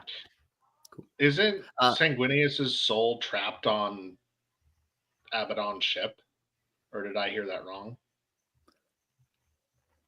I don't know, man. Yeah. I like that idea. I live in a little bubble where I like to think he was completely and utterly destroyed, and once you die, you're dead, and then you get devoured by the warp. But I'm pretty grim when it comes to death. He's free. He was able to save Dante. Okay, apparently. Yeah, like New Lore, I think really fucking sucks with Sanguinius, man. I think the more they talk about him in common 40k stuff where he does this or does that, it's just like, you're taking away the whole point of death, man. Like, he's supposed to be this Jesus-like figure who sacrificed himself, who created a rend in Horus's armor so the Emperor is able to carry the day. Like, if he's still around and kicking and his essence still remain, and at some point he could come back, like, come on, what are we doing here? GW, get it together. Let the Like, dead die. I dare you, GW, ask chatbot if that's a good writing technique, and you're not gonna like your answer. It's gonna give you more flack than I will, and many more words. Well, surely I'm this upset. saw some tabletop rules, right? Dun, dun, dun. Surely, with Blood Angels being a huge faction and whatnot. Nope. But no. What would it even do? Because it's not like we said, it doesn't have any practical application. So what could it do other than like improve morale or something?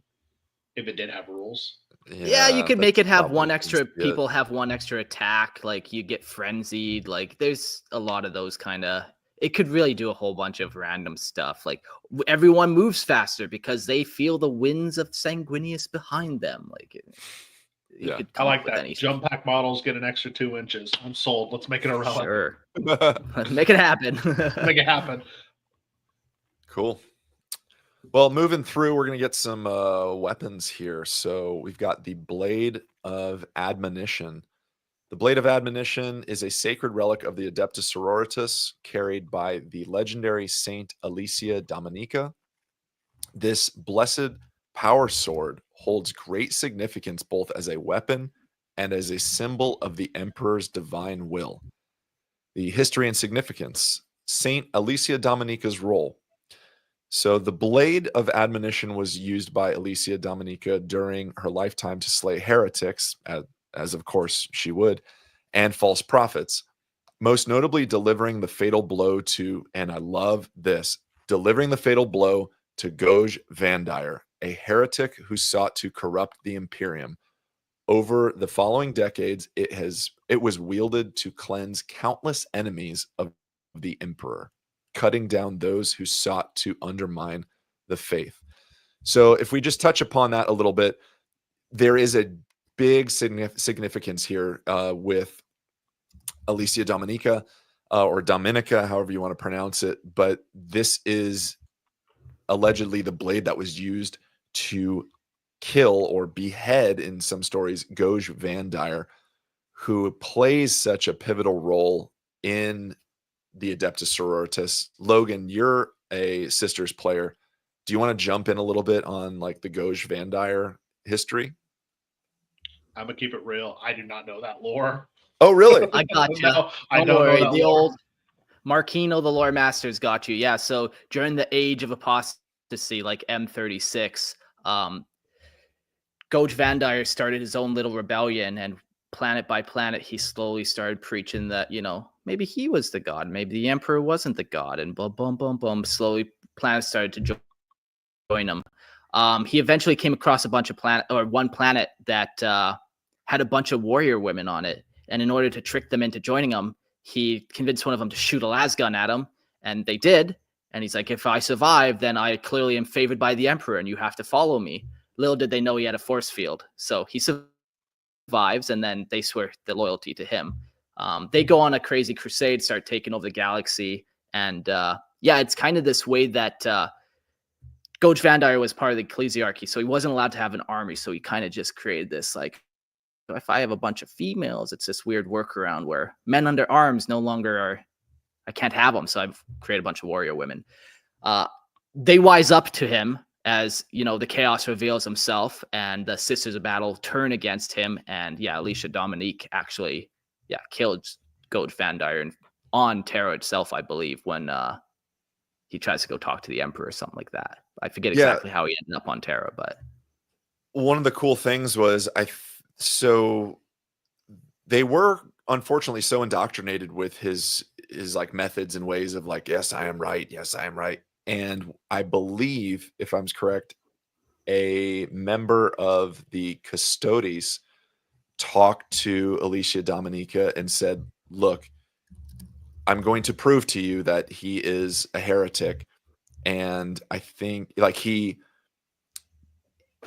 sneaked his way into their encampment or their room or something and told her, and then brought her to the Emperor's chambers or something. I might be getting this horribly wrong, but the way that it was talked about was that she left that chamber, did not say a word, went straight into Goj Vandire's like sacred room or whatever, and then cut his head off.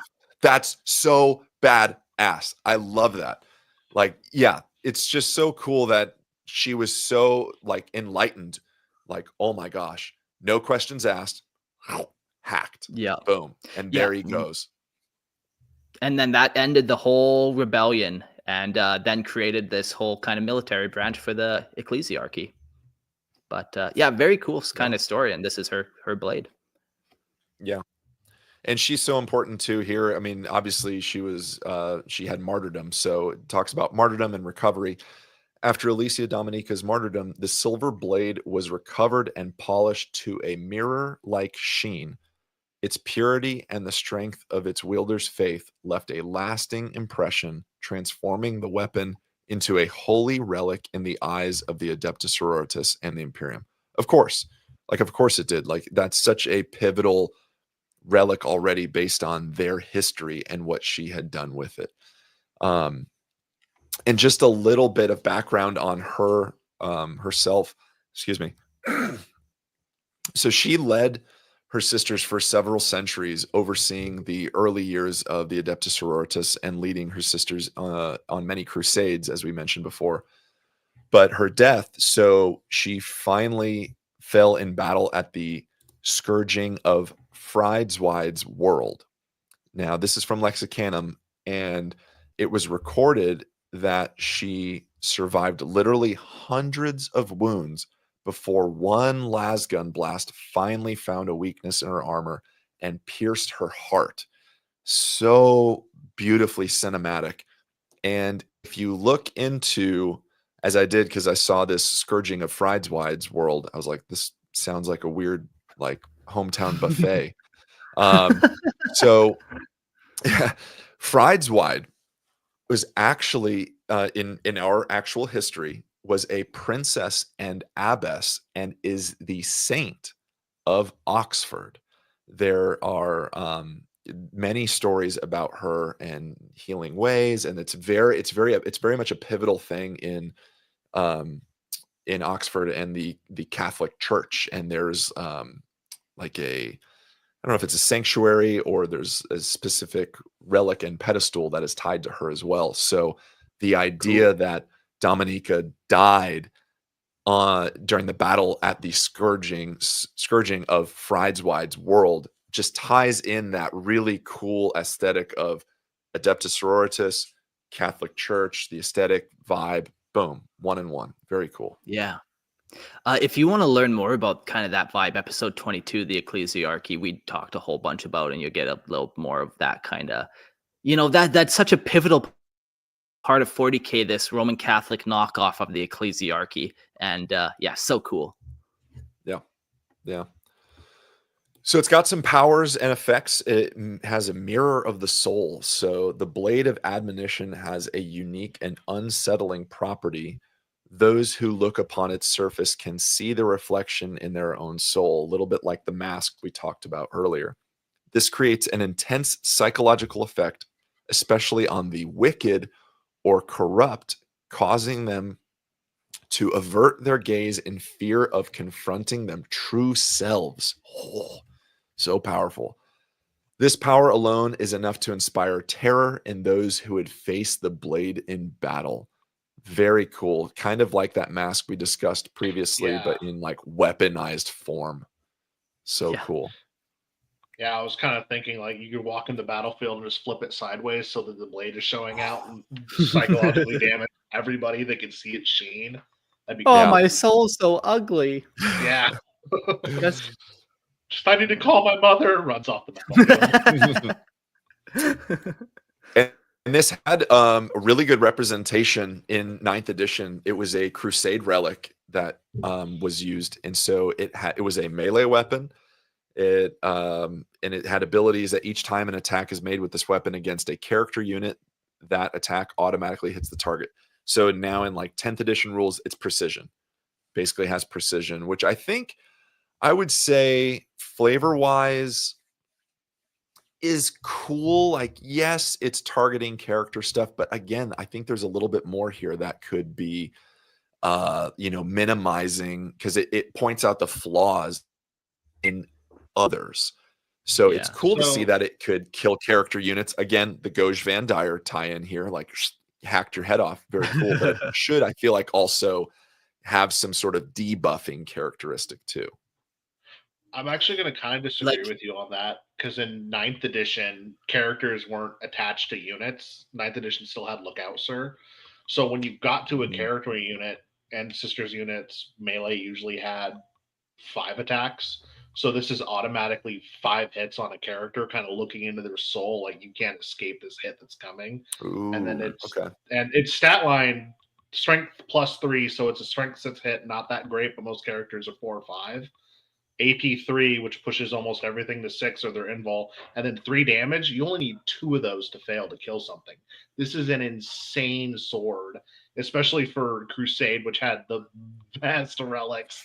And I wish more made it into regular 40k. But that is I think that is a very fitting use of this relic personally.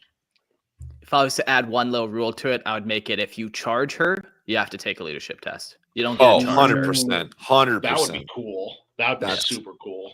Like a Mark, defensive that's spot on. ability with it. I like that. Yeah. Dig it. Oh no, I can't hit a woman, and you start contemplating everything. You know? I can't hit a woman. Oh, that's so good. He has to now. Ooh, good stuff, guys. All right. Next relic we have are the Tablets of Drusian Wisdom. That's how I'm saying that. The Tablets of Drusian Wisdom are a revered holy relic of the lots of tricky words Calixian Ministorum, housed within Sanctilicta's Cathedral of Illumination.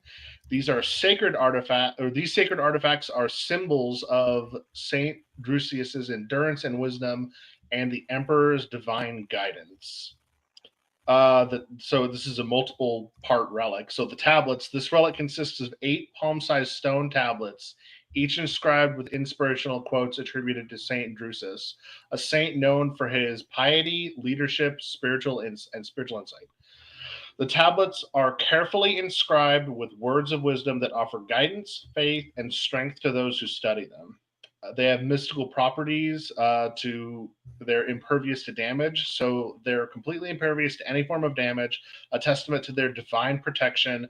No matter the trials they face, these tablets remain pristine and intact, further cementing their sacred and immutable nature in the eyes of the faithful.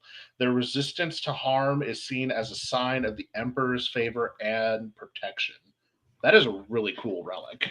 I want to know, how do they know that it's impervious to harm and damage? Like, did someone like the I don't know, like the intern have them and drop them, like, oh fuck, and then like they didn't break?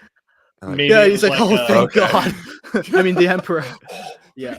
Maybe there was a fire, so like that fire that lit in a house and burned everything but a Bible. Maybe it's the kind of same thing, like a cathedral burned to the ground or was bombed by something, and everything was gone except for these relics. They stayed true the whole time. And now at this point, we have 2 examples of it's not getting like damaged. So now like they're like, okay, well, let's put it to a test. Space Marine walks in with Thunderhammer. Yeah. Boom! Still, it's impervious. And that's what I really liked about this relic. You know, it was kind of a little bit like, oh yeah, you can get wisdom and insight and whatever. But this literal impervious nature, like pretty wild. Like how the Emperor protects, it's just, just one of those things.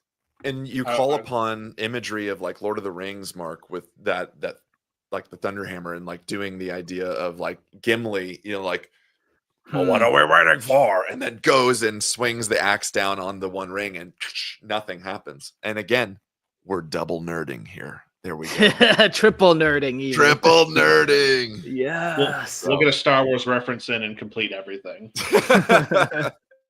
I was kind of I want to be the first one to reference them all. We'll get there. I was kind of thinking, and this is because it doesn't have any tabletop rules, because duh. But I was thinking the impervious thing, and with the size, they're the size of palms. I was kind of thinking, since the Ministorum has them, like a sister can wear a tunic and then put all of them in front of the tunic and give her like a special invul save or something, since they're indestructible. So if they're in your robes, you're not going to get hurt. That'd be an interesting way to utilize them. And, you know, the guidance, of course, is helpful, but that's really funny to picture. You've got a bunch of pockets with these indestructible stones in them. Yeah. Yeah. Cool. The next relic we got is the Mantle of Orphelia. The Mantle of Orphelia is a revered ecclesiarchy relic, once a prestigious badge of office for the prioress of the Covenant Sanctorum. It is most notably associated with the living Saint Helena, the virtuous, a saint known for her unwavering faith and acts of piety. It's used as a badge of office.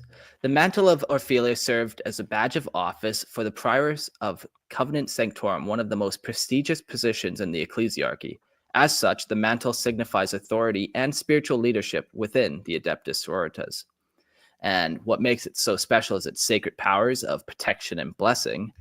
The mantle is believed to have sacred powers of protection, which are granted through Helena's actions. According to legend, Helena the Virtuous anointed the mantle with the emperor's tears, a symbolic act that is said to have imbued the garment with divine energy.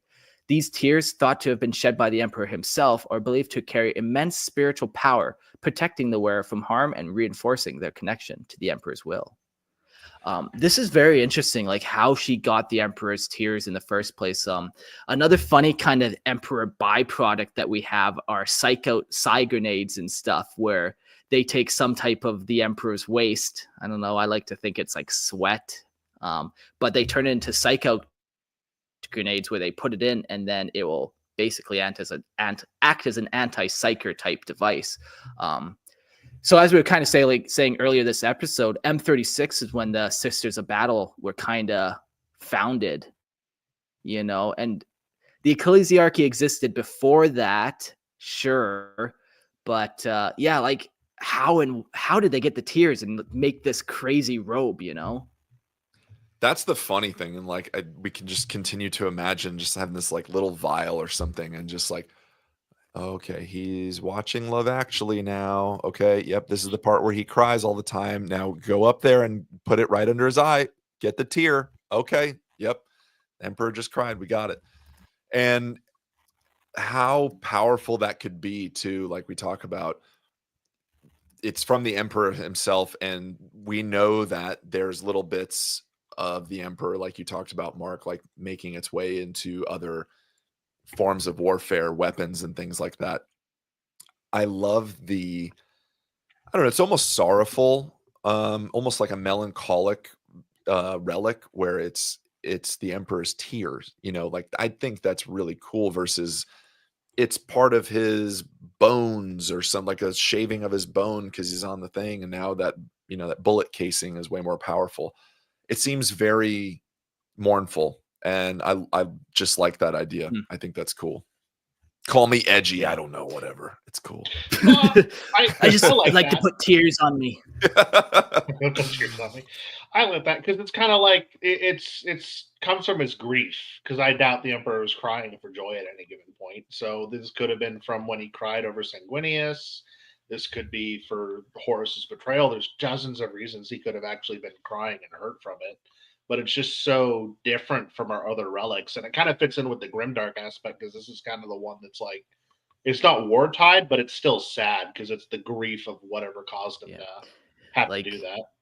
Yeah, you got like this all-powerful being who you know, is 40,000 years old potentially, and like something made him cry. Yeah. And Yeah, according to Fuzz Yeah. in the chat, which I love, is wax the emperor's legs every time you need a tear. Oh, God damn. Like, yeah, that and is what heresy. is it? That's heresy. Yeah. What is it that makes the emperor cry? Like, just like just mentioning Sanguinius, like the memory. What is it? I think that's cool to kind of delve into that little bit as well. They bring that reliquary out like every time they need more tears. They bring it out and just cart it in front of them a few times and then put it back. Yeah. Start cutting some onions. Just chopping some onions. Oh man. And on tabletop in 10th edition, it did have something, an enhancement. Canonist or Palatine model only could use it, and each time an attack is allocated to the bearer, change the damage characteristic of the attack to 1. Yeah, okay, that one makes sense. Every time they're attacked, if they get attacked by damage 3, it's only damage 1. That's pretty cool, probably very useful. I actually, in the slow grow that Court ran this year, I used Sisters, and this was one of the relics that I took, or enhancements now. One of the enhancements that I took, because a lot of them are only 3 wounds or 4 wounds. Like, they were very squishy models. So when someone dumpsters me with a last cannon immediately, it's really heartbreaking. And that relic saying, no, it's just 1 damage was just. Well, I felt the guidance of the Emperor and his protection on that one model when it happened. Yeah, and then you got to drink the salty tears of your opponent, so it's like double the tears. Oh, every time. No, Perfect. actually, we lost Court, so I'll tell a silly little story while we're waiting for him to rejoin again. I played a good friend of mine on the first day, and we were joking like there was a Twitch chat with us. So we were just getting real hype, like, chat, is this real? Chat, on a 5-up, I get to do this. So we're just having fun, going nuts. A lot of other tables had new players, and they were kind of struggling, so it was really quiet, but we were just loud and having a lot of fun. And for the last day, the same guy, he's like, hey, I want to bring a Warhound Titan. And I was like, that sounds something like something funny could happen. So he set us up so we could play again. And I had made the lore of my sisters that we did something that the Imperium didn't like. So we're trying to reclaim our honor. And then at the end, when he brought that Titan, I said, all right, the real reason is we haven't paid our taxes. And we don't care who the Inquisition sends. I'm not paying my taxes. So we had this really big game with this huge Warhound Titan, and it exploded and killed half my army. It was so much fun and just a glorious cinematic end to a wonderful campaign. Yeah, and the best part about that is you still didn't have to pay your taxes because everyone was dead. I won the game, so I definitely didn't pay my taxes. I live down in Panama. I fled the fucking communist shithole of Canada, and I don't pay tax on foreign income down in Panama. So it's like, hell, fucking based, man. Although I do pay what's called the Panama tax, which is basically any Spanish person comes to me and asks me for money, so you give them a couple bucks. That doesn't seem that bad. That's charity. No, it's fucking. Yeah, it's fucking perfect. I'd rather to actual people than to the fucking government. So I love paying my Panama tax. Go take some people out for some pollo frito, some fried chicken. Fuck yeah. Panama tax is perfect that way. Oh, yeah. And you could potentially meet some really cool folks just by doing that. I've met quite a few random people for sure doing it that way. I've met more people just trying to hunt down weed. But then, yeah, you start to get to know people that way for sure. It's a good time.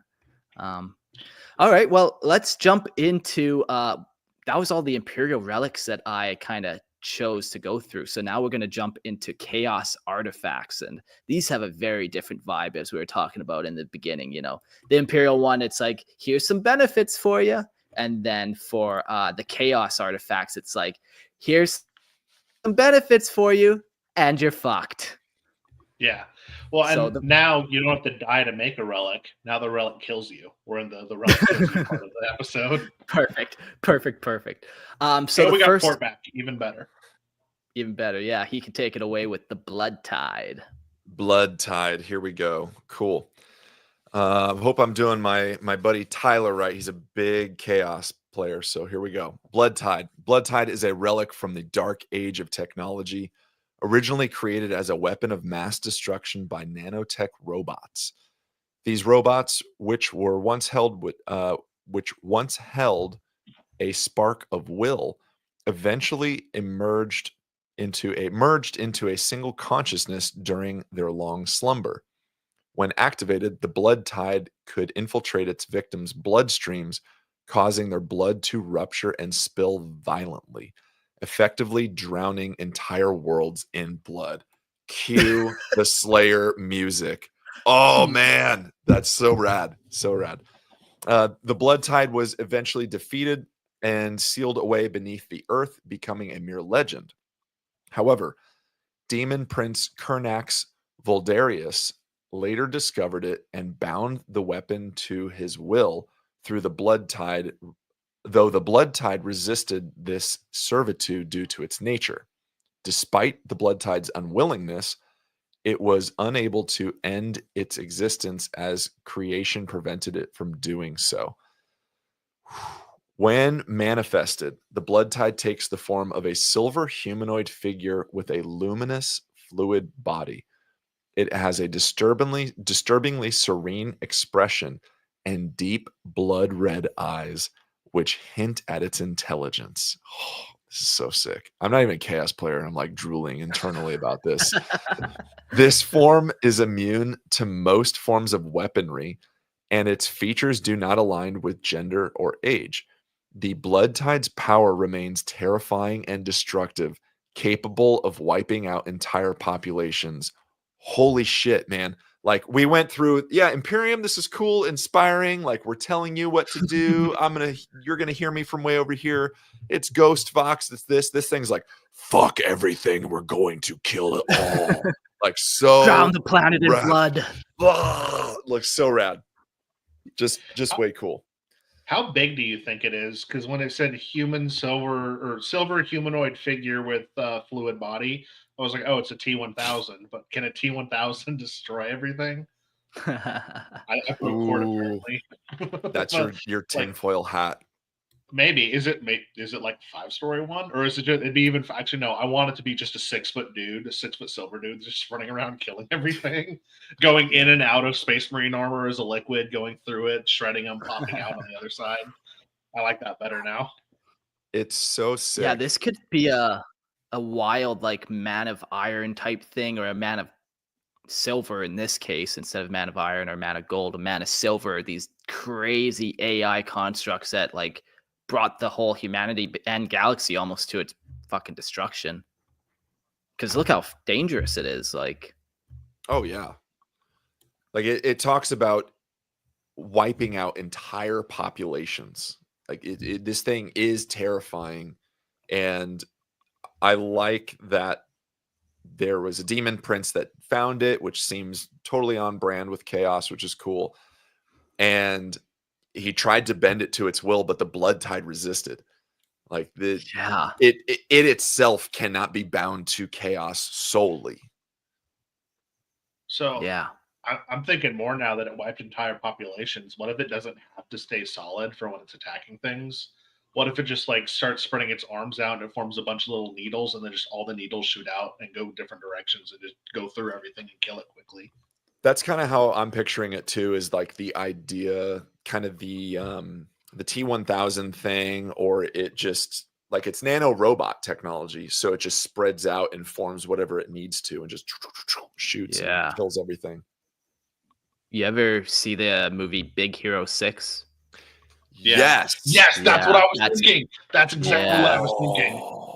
Yeah, they had those like interconnected robots that the kid makes or whatever. Yeah, very cool. Very much like that. It.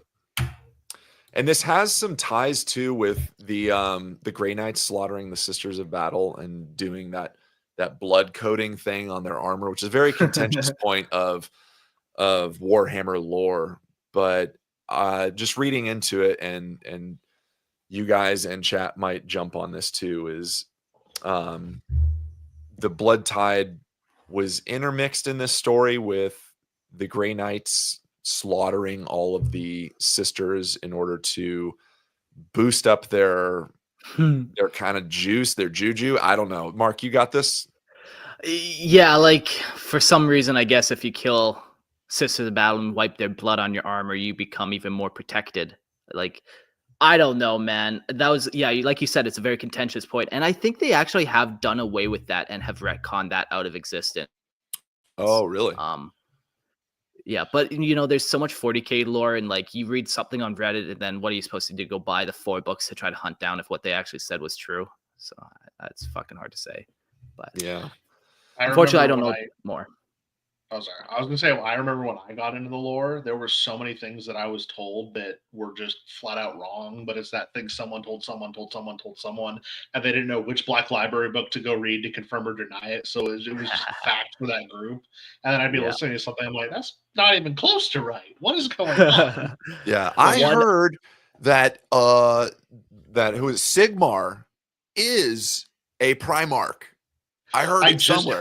I love that theory, but with my brother. My brother was like, Sigmar's the Emperor. I'm like, no, he's not. No, he goes, no, Sigmar's the Emperor. I'm like, you're wrong.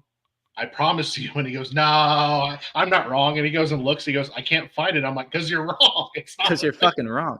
Yeah. Yeah, you're just wrong. One of my most contentious fucking things ever of these kind of rumor mill creation mills was they talked about in the chat earlier, and it's TTS, text to speech. While it is pretty funny and can make you laugh, nothing in there is real. That's all bullshit. But people take all the information in there like it's some type of Bible. And it's like so much misinformation has been spread just through TTS that I've had to like, that didn't happen, homie.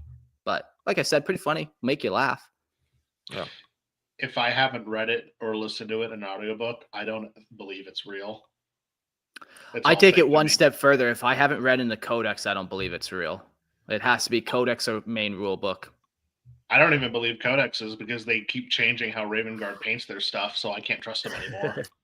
It's hard to know where to draw the line on canon. Like I'm Where is the line? I'm scrolling back here. Here we go. Like boom. That's old school Necrons right here. And That's this before is Egyptian Necron. yeah, this is when they had the pariahs and all that, and like there's a lot of changes in there too.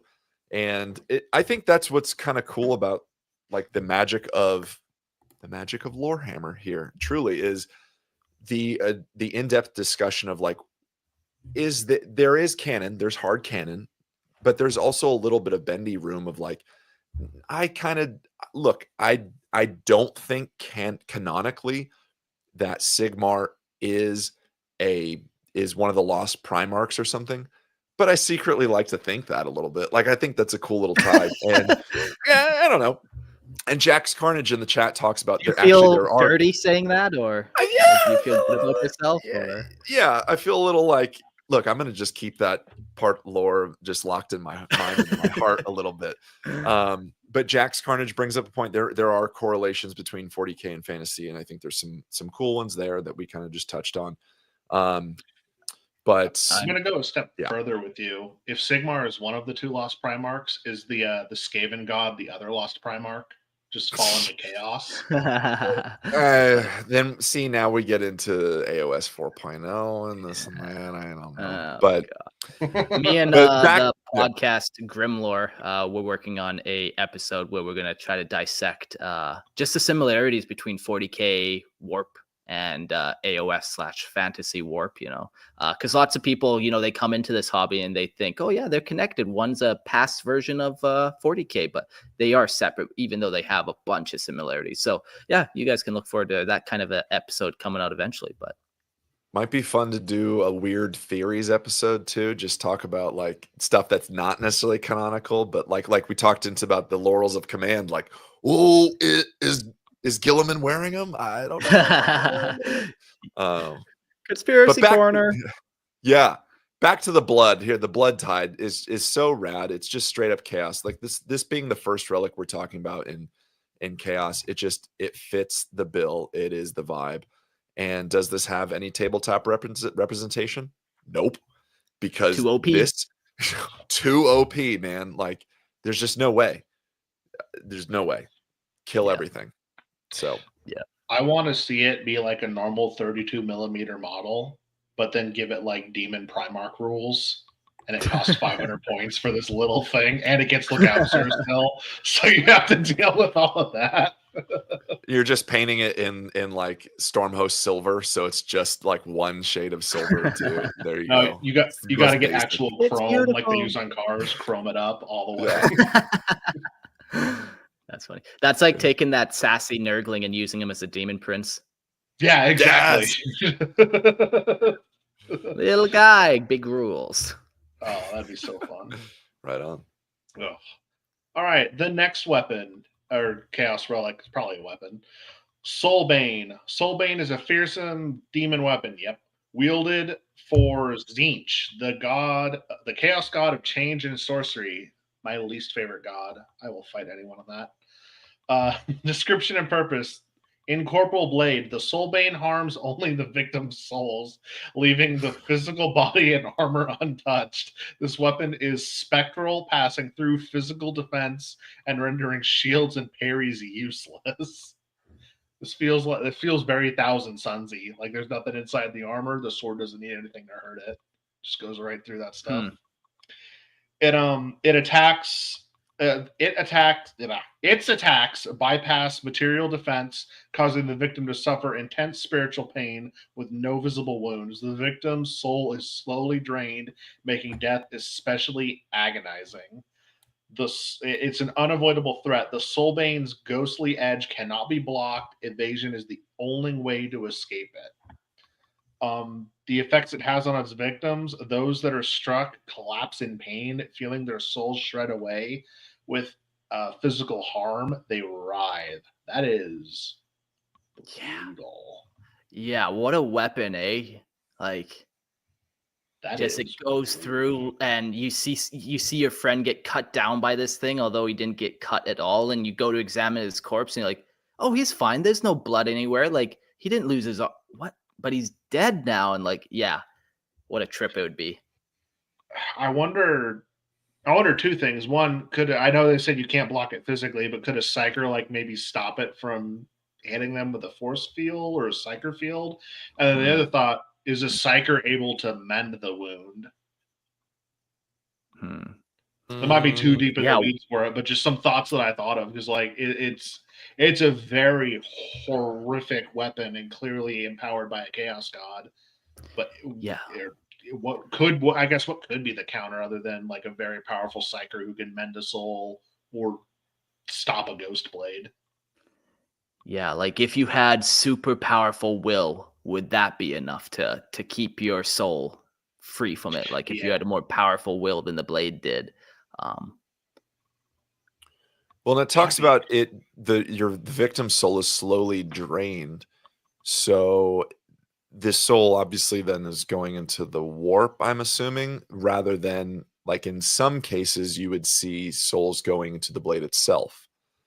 So I don't know if there's room here on that of like, well, maybe the blade's getting empowered by these souls that are being, collected by this blade itself. I don't know. That's interesting. I would imagine the only surefire way, like they said, is evasion, but the other one would be Sisters of Silence or blanks to kind of stop this. Like, then would all of a sudden it becomes just a normal weapon, and it then does have to clank off your armor. Ooh, yeah. I don't even know if it or really, like it kind of describes it as a ghostly blade. Does it even really have a physical thing you could touch, or is it just like kind of a wispy? Because I was thinking when I was picturing it in my head, it was kind of a wispy thing that you have this hilt and then there's this wispy blade that you can see, and then if you try to block it, it just doesn't care. It goes through. Yeah, ghost sword. Yeah, and so here's a couple questions then. Yeah, so if a Sisters of Silence did get hit by it, they don't have a soul anyway, so they would be fine. Yes, that sounds right. It would just go through, then like nothing happened, and then whoever's holding it would get punched in the face. Again, like, okay, here we go. We're gonna triple nerd.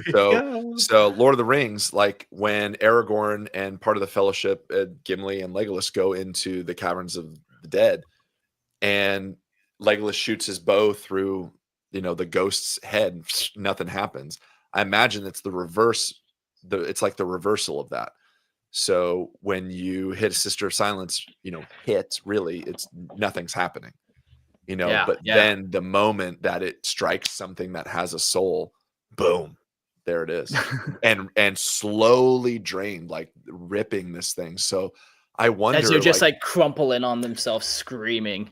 Right. Ugh. Like, okay, so you wield this thing, and there's a, unit of like 5 guardsmen that are just left over, and I like hack and slash through 5 of these guys very easily and then move on to the next. Like, are they all just writhing in pain? And because it's not instantaneous, like they just kind of collapse and just slowly dying, and you're watching her brothers like, what the fuck just happened? An invisible sword hit them, and now they're like dying. It's crazy. Yeah, there's no blood anywhere. They're just like, Ugh. I'm kind of picturing like that's got to feel like just intense burning or something going through your body. A wolf STD. Nice. What is 'Cause, this like, intense burning I'm feeling? Oh, that's my soul leaving my body. Yeah, because I don't know, because they say it's very painful, and I'm like, I don't know of anything more painful than like burning, or like when something is in your gut and it feels like it's ripping your intestines open or something. I don't know what else that could be other than an intense burning sensation, which would really suck. Yeah, Now, yeah. what else is Or in like it kind of if you're sick and you have like food poisoning or whatever, there's like that 10-minute stretch where like, oh, I don't like what's happening, and you feel like your Yeah. stomach contracting, and then all of a sudden you vomit up your soul. oh man, I've been there in Atlanta, brother. Oh god. Seafood poisoning. Yeah. And okay, here we go. Quadruple nerding. In Harry Potter, when the Dementors suck your soul out, like I kind of picture when you get hit with this thing, like it almost slow motions and like kind of pulls part of your essence out as it strikes you, just like this Oh kind of coming yeah. out, you know? There it is. Purge says would getting nicked by it as opposed to a full slash change how long it took to drain you. That's a very cool image that you just said as he Ooh. kind of texted that, where like, yeah, it right through the body you see this huge soul wisp go, but if it's just through the arm, you're still fucked in the end. But it's like you're doomed now for an hour of agonizing pain as you're slowly bleeding your soul out through that wound.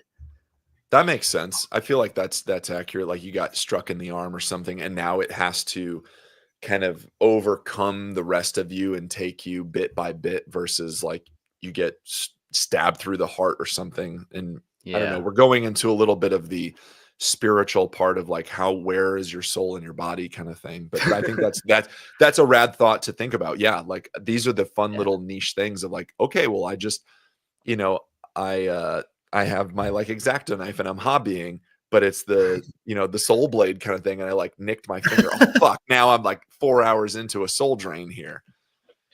I was wondering, 'cause, like in anime and stuff, when people are ducking or dodging things, and the blade will just like shing, cut their hair or something. Like, so if I'm dodging this thing and it cuts my beard, am I done? Like, am I cooked? Is that Yeah. it? Is my hair part of my souled body? I need to know. Do I have to shave before I fight the dude with the soul sword? Yeah, I can tell you as a man with a nice beard, when I shave this beard off, I'm not the same person. It's a part of me, I'm a different. Yeah. Yeah. I appreciate you gentlemen letting me on with my minimal facial hair. It's fine. amongst- You Okay. focused on the top of your head and went Mhm. with the crazy. You've also got the jawline to work with it. Like, I don't have a solid jawline like you do. I couldn't get away with just a little goatee. There we go. We got the chops, baby. Right on. And the chops. Got it. The chops. On tabletop, does this thing have any rules or anything? No, apparently it was in Warzone Fenris, The Curse of the Wolfen, which is a super cool title. It was one of the Hellforged artifacts of Tzeentch, but I do not know if or what that had any effect on it, or if it was just an objective or something.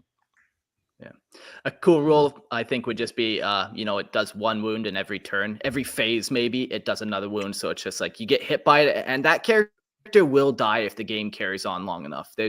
Even if it's Gilliman, but the game doesn't last that many turns, so maybe it wouldn't kill him. But yeah, every phase you take another wound. That'd be cool. Because if you hit them on turn 1, that's 5 damage it would take over the course of the game if it lived that long. That's a pretty cool little neat thing. And then if it goes, that'd be fun. Be hard to use, but it'd be fun. Yeah. Oh, and you can't take a save against it. So there's no. about it. Yeah, no saves. Yeah. Cool. We'll jump to the next one. I've actually talked about these ones during the Black Crusade episodes, and they're the Seer Stones. So the Seer Stones are sorcerous artifacts used by the Thousand Suns Chaos Space Marines. These crystal globes, typically about the meter in diameter, help enhance psychic navigation, allowing the user to track individuals or sorcerers. Wow, that's a word I'm not even going to say anymore. Through the warp. They are crucial tools for the Thousand Suns Warband, enabling precise raids and missions by amplifying their psychic sensitivity. In that Black Crusade episode, they talk about how these allow you to actually track the psychic scent of things, where you actually leave some type of not a literal scent, but some type of psychic trail that these stones help navigate through the warp and track people down. It's a pretty cool relic. Now, Mark, what would your psychic scent be? Nerd. What is Nerd. what is it? Nerd. Nerd. Just What color is the it? nerd smell. Rancid putrid green. Oh, Hard to say. Hard to say for sure. On tabletop, I couldn't find anything. Like I said, this was kind of more like a plot device for like a novel, more so than like something you'd use on like tabletop. It's one of the ways that they navigate the Eye of Terror so efficiently. Even though it's a crazy warp storm, it's like they can kind of use these stones to navigate. This is also one of the few chaos relics that I've heard of that isn't a weapon and doesn't kill the user. So that makes it super unique in the terms of all chaos relics. It's interesting that you say that because, we're going to jump to Xenos Curiosities now, because when I found a bunch of cool Imperial ones that are like, this is so unique, or this is so unique. But basically when it was the chaos ones, it's like, this has a demon inside it. It's going to kill you. And it's just like, insert X item and X amount of time till you're dead. And that's the majority of chaos relics. yeah. Well, shall we dive into the Xenos Curiosities, gentlemen? No. Here we go. I love it. We're gonna kick this, man. We're kicking this one off with no. Very cool jam. This is, I feel like, and I love that we're starting with some Necrons because I'm a Necron player. I love it. So, the Celestial Orrery. The Celestial Orrery is a formidable Necron artifact housed within the crown world of Thanatos and stands among the galaxy's most powerful and treasured relics. Yes, it does. Here we go. Description and structure. Ancient craftsmanship. Created by the artisans of the Oruskar dynasty long before the War in Heaven, the orrery combines necrodermis and intricate holograms. So necrodermis being the living metal that the Necrons have in droves. So it combines necrodermis and intricate holograms, mapping every star. I will say again, every star in the cosmos as tiny glowing lights floating in a massive web. Oh, so cool. This isn't the galaxy. This is everything.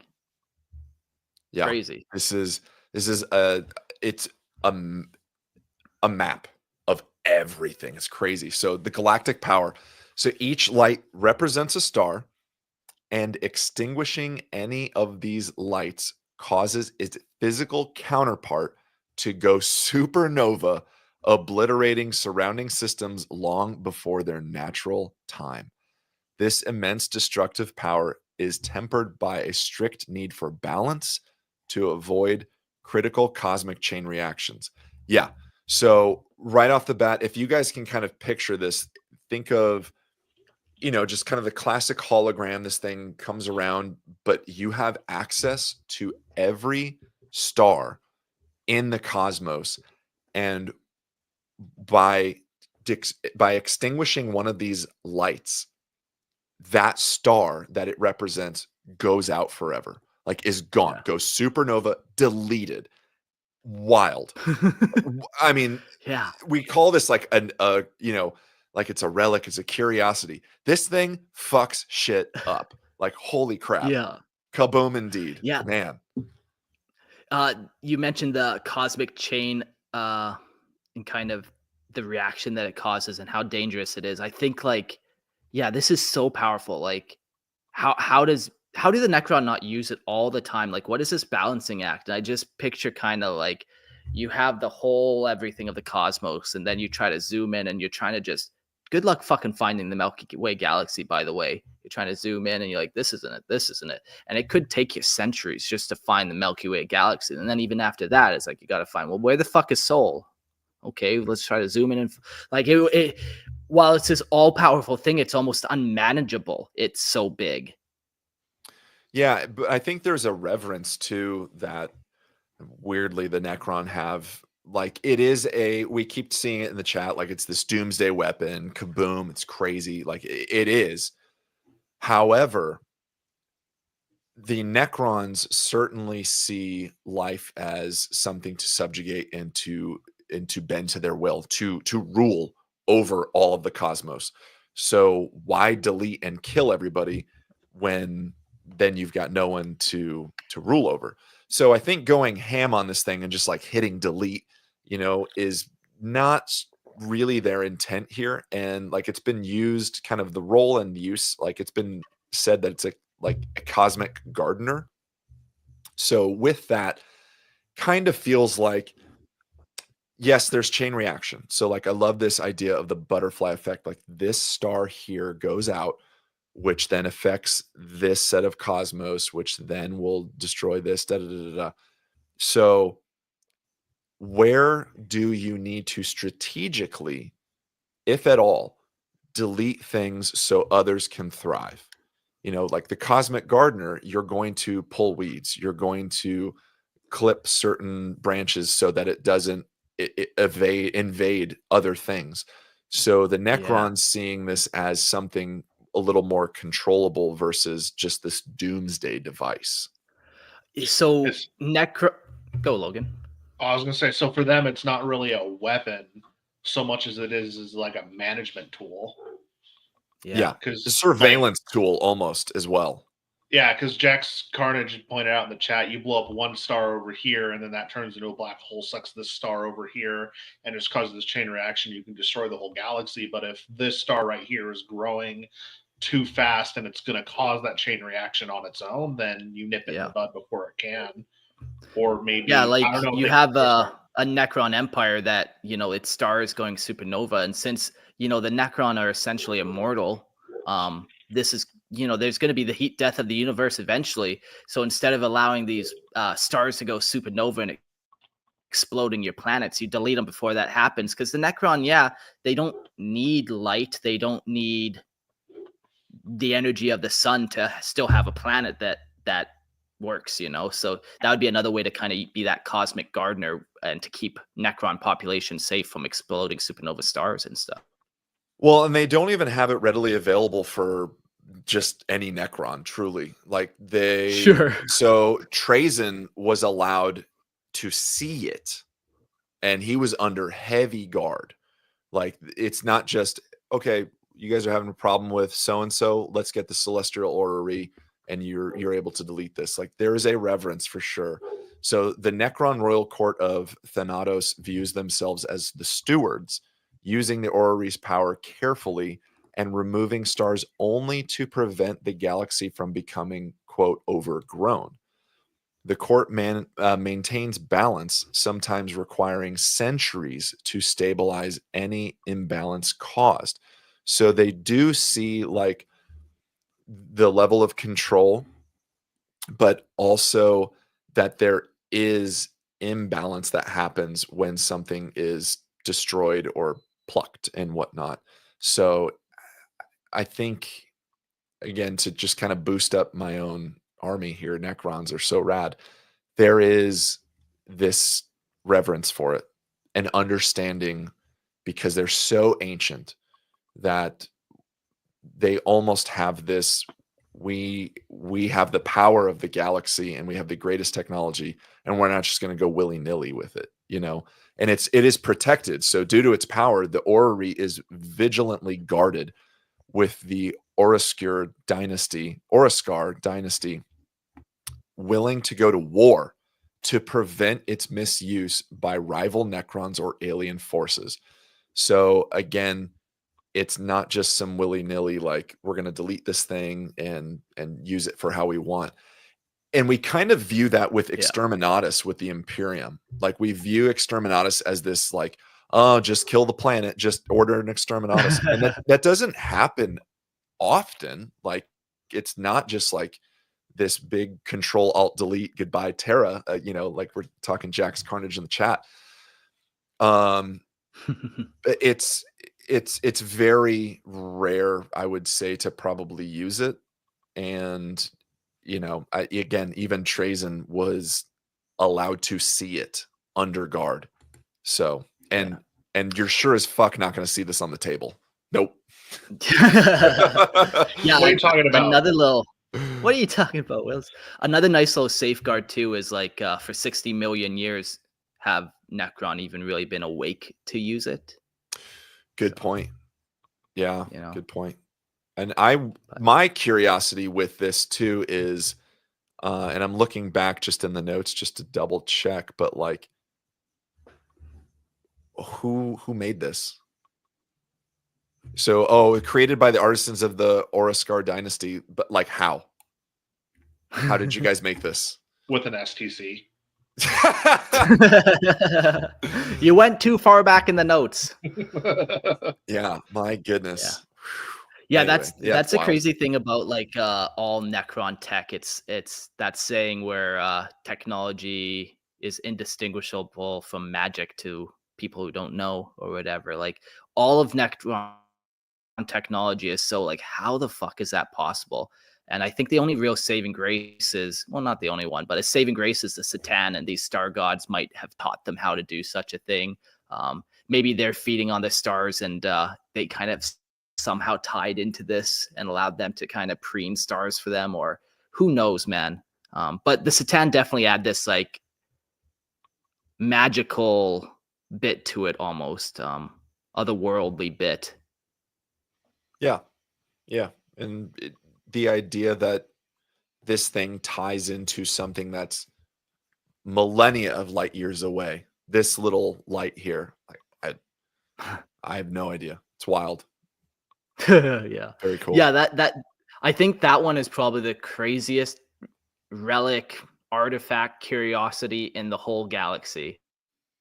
Yeah, I agree. The chat says, Jack says, imagine if the orcs got a hold of it. Well, let's imagine if anyone got a hold of it that wasn't careful. Like, it's the most powerful thing in the entire in all time ever. But if the orcs got a hold of it, they don't know what it is. So they're like, Christmas lights, like, and maybe nothing would happen. Like, I don't know. They just start like killing all these lights, and maybe because they don't realize what it's doing, nothing's happening. I have no idea. Sure. So cool. Yeah. All right. So the next relic, I kind of feel is cooler than the one you just read personally. But Shut it is your mouth. No. Shut your whore mouth. It is the Breath of the Gods. It is a Necron and Catan artifact. The Breath of the Gods, also known as the Koenag to the Eldar. I have no clue how to pronounce that. It's an ancient Catan artifact of immense and dangerous power. Energy manipulation. The device can siphon energy from stars across time, past, present, and future, essentially giving the wielder a nearly unlimited power source. So they too can snuff out stars. They just suck out the power from whatever they want. Creation of solar systems. It has the ability to create a new star system thanks to its time manipulating capabilities. So it can destroy and it can create. And temporal risks. Its manipulation of time is hazardous. Improper use could disable the timeline or erase it entirely. I personally think that because it can create, destroy, and change time, it's cooler and more powerful than the Celestial Orrery.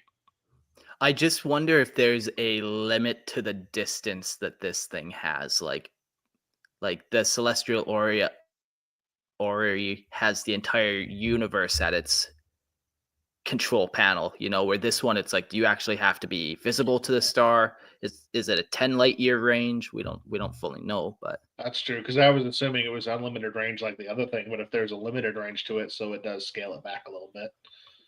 But still wild, the fact that it can create and has all these time shenanigan effects as well. You could, in theory, use both relics at the same time, like nuke a star you don't want, and then use this one, suck the energy away from it, and then put a new galaxy you do want right there. So you can go super gardener with that and put, like, I don't like that weed, pull it out and then put roses right there for a new tomb world or something. But do you have that much control of what you're creating? Like, it says it has the ability to create new star systems and it manipulates time. Like, do you have the ability to be detailed in your creation? I feel or like manipulation? Sure. Or do you if you can manipulate time, just keep doing it until you get the one you want. I suppose, I'm yeah. pretty sure you're fucking up time. And you at have that point, unlimited. see. Yeah. Yeah, Hey. no, then you just go back in time to before you did it, and you're fine. Ah! I don't know what's the problem with I've you. seen Back to the Future. I know how this works. Yeah, he's gonna kiss the Necrons. Someone's gonna gonna end up fucking their mom. mom. Jeez. I'll go with the same thing. Fuck. We're gonna get Chuck Berry, thankfully. There we go. All right. So we do have some history for it of its use and its misuse. Vetius Tellux's ambition, the Magos explorer. I'm not going to say his name again. Sought the breath of the gods and was later declared lost. Unbeknownst to the Imperium, he found it, but its influence drove him mad. He planned to use its power to cleanse Terra and Mars of life, intending to become the new emperor.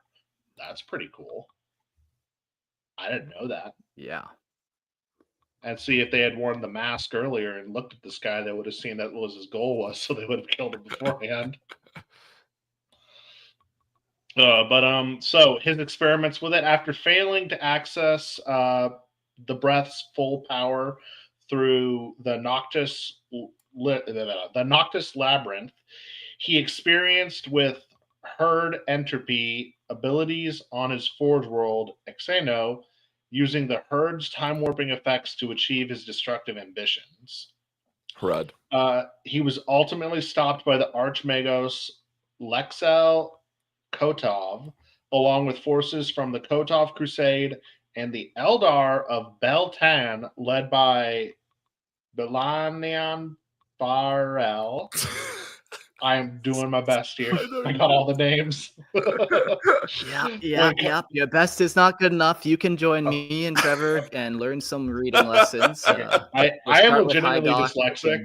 I'm dyslexic, so I'm at a double disadvantage. These names are weird. And that's what I tell people too, but thank God lying's not a crime, eh? I'm not lying. Just full send these names and just go, yeah, it's and the Eldar Bieltan led by Brown. All right, we're almost done. All right. When Kotov killed Telluck aboard the Arch Mechanicus Spretnaz, and the partially active breath of the gods destabilized and was destroyed without Telluck's control, freeing the captive herd. It does not have tabletop rules. I want to know, what is this thing? So we keep talking about what it can do.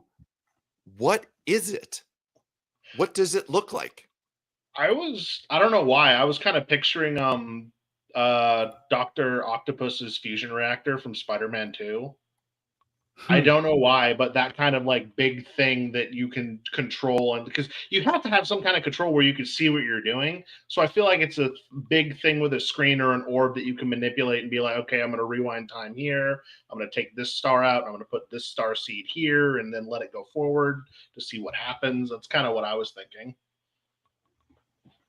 Yeah, it's limitless possibilities, really, when you give it something like manipulating time and space. Like it's just one of those, you do whatever you want with it kind of thing. Yeah, it's also kind of interesting. Star is the limit in this case. Yeah, right. It's interesting that it says his goal was to wipe Terra and Mars and then establish him as the new emperor. So his goal was, I don't know exactly how this thing works, because how are you going to wipe two planets specifically of life, then establish yourself as the thing, when I thought all it could do was suck or add energy to stars? So it has other offensive capabilities that we don't fully understand. Like this is a bonkers relic. In addition to the first one, this is just wild, all the things you could do with it.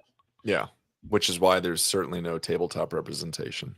Or maybe if there was, what would maybe it be? That's us at the table, and every time I allow you to reroll. No, man, sorry, that's a cocked dice. We're redoing that moment on the table. Like, oh, you know what? Shoot, I forgot to do this thing like in my shooting phase. Can I do that real quick? That's what we're doing. You guys ever seen the show Community, where they do the probability episode with the roll dice? Yeah. Oh my gosh. That was a good one. Okay. I at some point, maybe not tonight, but if I'm on another episode, I have a community mug that I'll be sipping out of, and it says something like 2020, the darkest timeline. Oh And it god, has yeah. like the dice on it, like perfect. That's funny. And it has like Abed's goatee, the evil Abed goatee. I just thought of one other cool thing you could do with it for tabletop wise. You pay 2,000 point game, you pay 250 points or something, or you don't get any command points for 2 battle rounds, but you're allowed to reroll for first turn. Something you could ever reroll. But if you pay a hefty price because it's a big thing, like no command points or it's 10% of your army, you can reroll to take first turn. Your opponent can't, but you can. So if they roll a 3 and you roll a 2, pick that bad boy up. You've got a 50-50 claim in that sucker. Oof. Yeah. Heck yeah. Yeah, that'd be a powerful one. Write that down for homebrew court. We're going to do that later. Gotcha. You listening, GW? Jot that down. Hire me! Cool.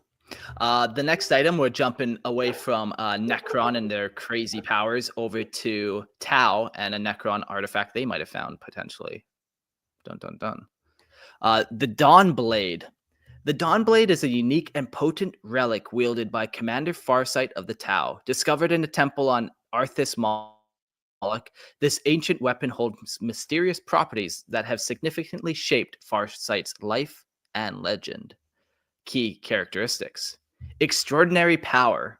The Dawnblade is imbued with unknown energy, making it incredibly sharp and capable of cutting through even the toughest enemies and armored vehicles with ease. Chronographic alloys. Unbeknownst to Farsight, the blade is crafted from chronographic, time-consuming alloys. This allows the weapon to absorb the remaining lifespan of any being it kills, adding these years to Farsight's own life. This hidden effect explains Farsight's unnaturally prolonged life over the 3 centuries. Yeah, what a cool weapon. So, there's tons of weapons in 40K that we glossed over with demon weapons where it's like, the demon weapon kills somebody and then the demon devours the soul. But this one is like, it's a technological thing where it's made of these chronographic, time-consuming alloys that somehow transfers the life force, maybe soul, or however they measure that time, and it transfers it onto Farsight. And is it transferring just on the bearer? Like, so if you had this, like you could just, it transfers life to you. So whoever is wielding it, I'm assuming. Yeah. And it's weird, like unbeknownst to Farsight, like he just doesn't know that this is happening. No, I think he is aware of it now, because Okay. he's like 3 centuries old. And this whole thing, I haven't read the Farsight book, Crisis of Faith. So maybe somebody who reads that book would have a little better understanding of it. But yeah, no, it's like he's aware of it. He's old at this point. People have rumors and like, how is he so old? But I don't think anyone else knows that this is the case. Yeah, he's just sitting there. He's just like, I just don't age. I don't die. I just eat two eggs a day and I feel healthy. My colonics are fantastic. Yeah. I like to think this is a Necron type artifact, just with like time shenanigans. That's very Necron-y. A type of weird metal, also kind of Necron-y. Lots of people maybe think it was some type of chaos artifact, but this doesn't have the typical chaos influence of now you're dead and everyone around you is fucked because of it. This is like a side effect free lifespan blade. Yeah. I don't know. I was gonna say, I don't know why, but maybe this is one of the things I heard a long time ago, but I always heard it was an Eldar sword. And maybe that's just one of those things that I was told that when I joined the hobby in 5th edition. And I'm just like, oh yeah, it's an Eldar sword. And I just rolled with it forever. Yeah, and I kind of always thought it was like chaos too, because it kind of had that chaos vibe. But yeah, I've always pictured it even definitely Necron, because if you look at kind of the way it's shaped, it's kind of got like the Necron blade form more so than an Eldar clean looking blade. Like the edge has like, I don't know how you describe a blade like this. Kind of like I don't know. not a sickle, but it's straight and then curves at the end. Yeah, Yeah. yeah. It Oh, here we does go. seem pretty Necron-y, and that would, I feel like that makes sense for the Necron, just coming from the Necron tier where like all they wanted was longer lifespan and healthier life, you know? Yeah. It's interesting though, then to think, was this crafted by them and it just kind of fell into different hands? I don't know. It's pretty rad though. Yeah, it's a cool blade for It's sure. Yeah. Yeah, I'm looking at older pictures of it because the new one definitely looks more Necron-y, but the older pictures of it wasn't as pronounced. It was more of a like it still had that divot, but that divot went all the way to the back half of the blade, which might be why I thought it was an Eldar sword. Yeah, I I agree now, really though, it don't looks see a it as lot. being Eldar. Yeah, okay, yeah, because I'm looking at a picture of an Eldar sword. Eldar swords look like the way it used to look, but the way it looks now is much closer to a Necron sword. That's Interesting. interesting. Yeah. But ultimately we don't know where it's from, who made this fucking thing. We just know Farsight is using it, and it doesn't seem like he's going to stop using it anytime soon, because on tabletop it packs a punch in melee, which might be the only one in all of the Tau Armory. So it had some cool rules. It's got two different like profiles. It's got like a hard hitting one and more of like a sweep attack. So I don't know what these stats even mean, but one's a strength 10 hit, which is pretty fucking wild in my mind. That's actually just light tank in this edition because they went up to strength 12 for the bigger tanks. Huh. So it's not nothing to sneeze at, but it's not going to punch through a Land Raider. Oh, crazy. But even then, okay. It's weird that it doesn't have some sort of like you strike with this and then gain a wound. Maybe it does, and I just haven't pulled it. But I mean, don't know. 3 damage it is should, also for sure. really high in this edition. But still, like its whole thing is like stealing the life force. Yeah, so for it to not have, and I recall it never really having that, seems so strange. I just remember it kind of, starting out as a power sword and then slowly maybe becoming more traditional rules that we know today. But yeah, that's different.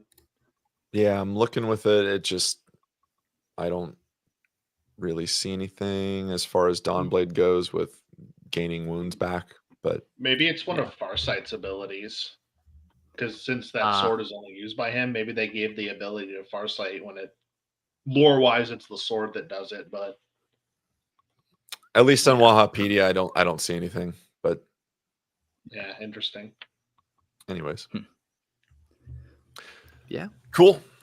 All right, Dawnblade, sick. All right, we're cruising now. We got the we're talking about the Atlas Infernal, which is Harlequin. We're gonna find out here. So the Atlas Infernal is a unique Imperial relic, a living map of the Eldar Webway. Okay, currently in the hands of High Inquisitor Bronislaw Chevak. It was stolen from the enigmatic Black Library, a hidden repository of chaos knowledge. Key characteristics and powers: it's got arcane construction. So built like a book, the Atlas is crafted from an extraordinary lightweight metal that is also highly durable, resilient enough to deflect a bolt round with minimal damage. So definitely kind of not to the same extent as the tablets that we talked about before, but it definitely has a lot of resilience and durability to it. Living pages. Instead of paper, its pages are composed of wafer-thin crystals layered with skin from blanks. That's like, it feels like the weird Imperium version of the Necronomicon, which is pretty wild.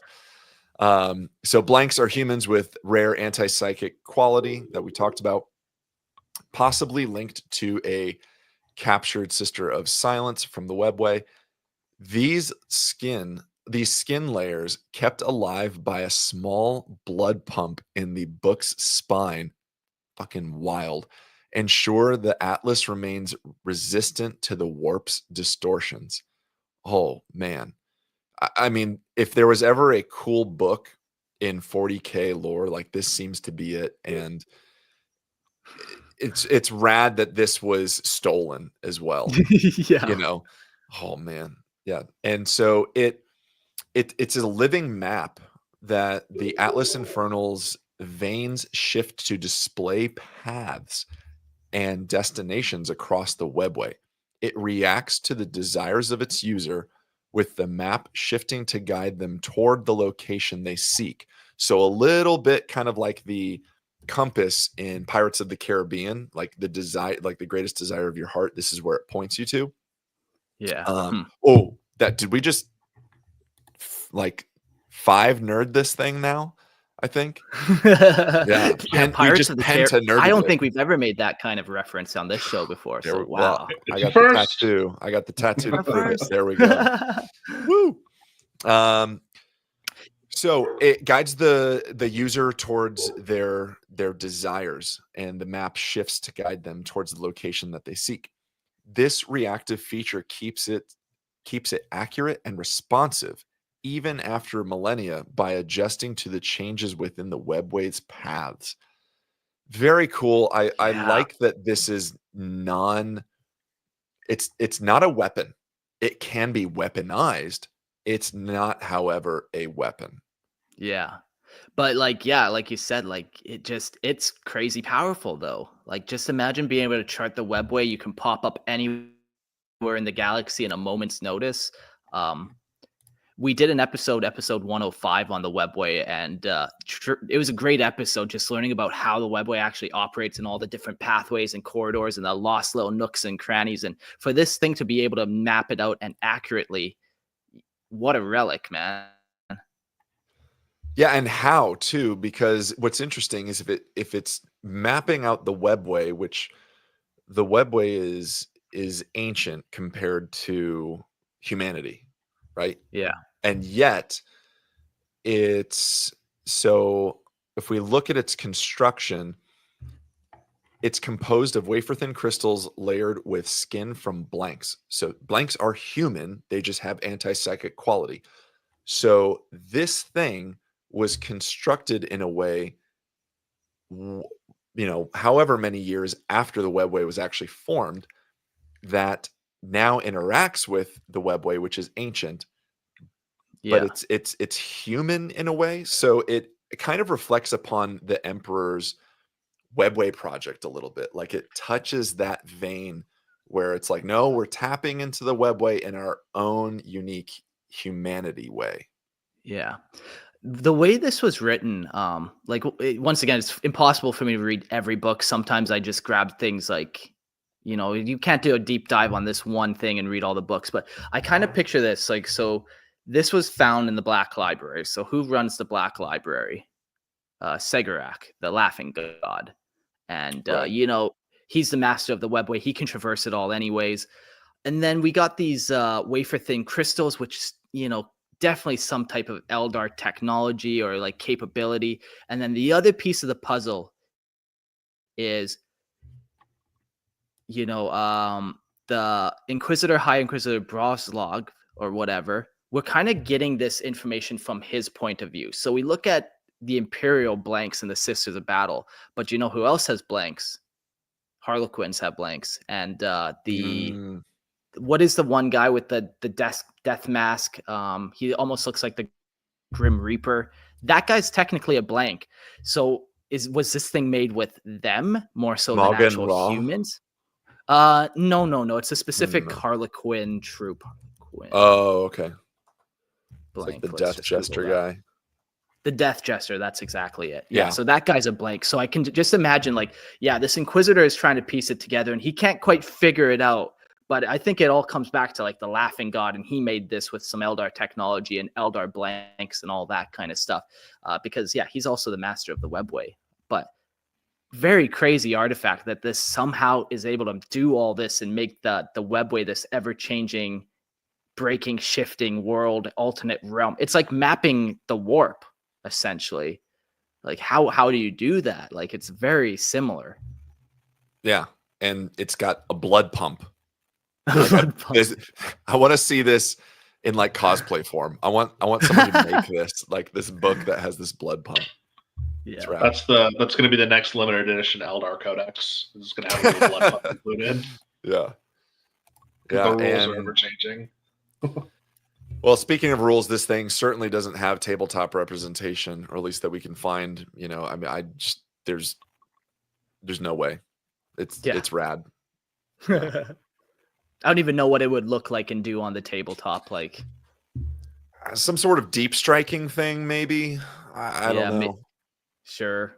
Yeah, I know they have like webway portals that you can put down. I don't know if in this edition they're like actual terrain features that you pay for and get benefits, or if it's more just like a cinematic terrain piece, those portals. But yeah.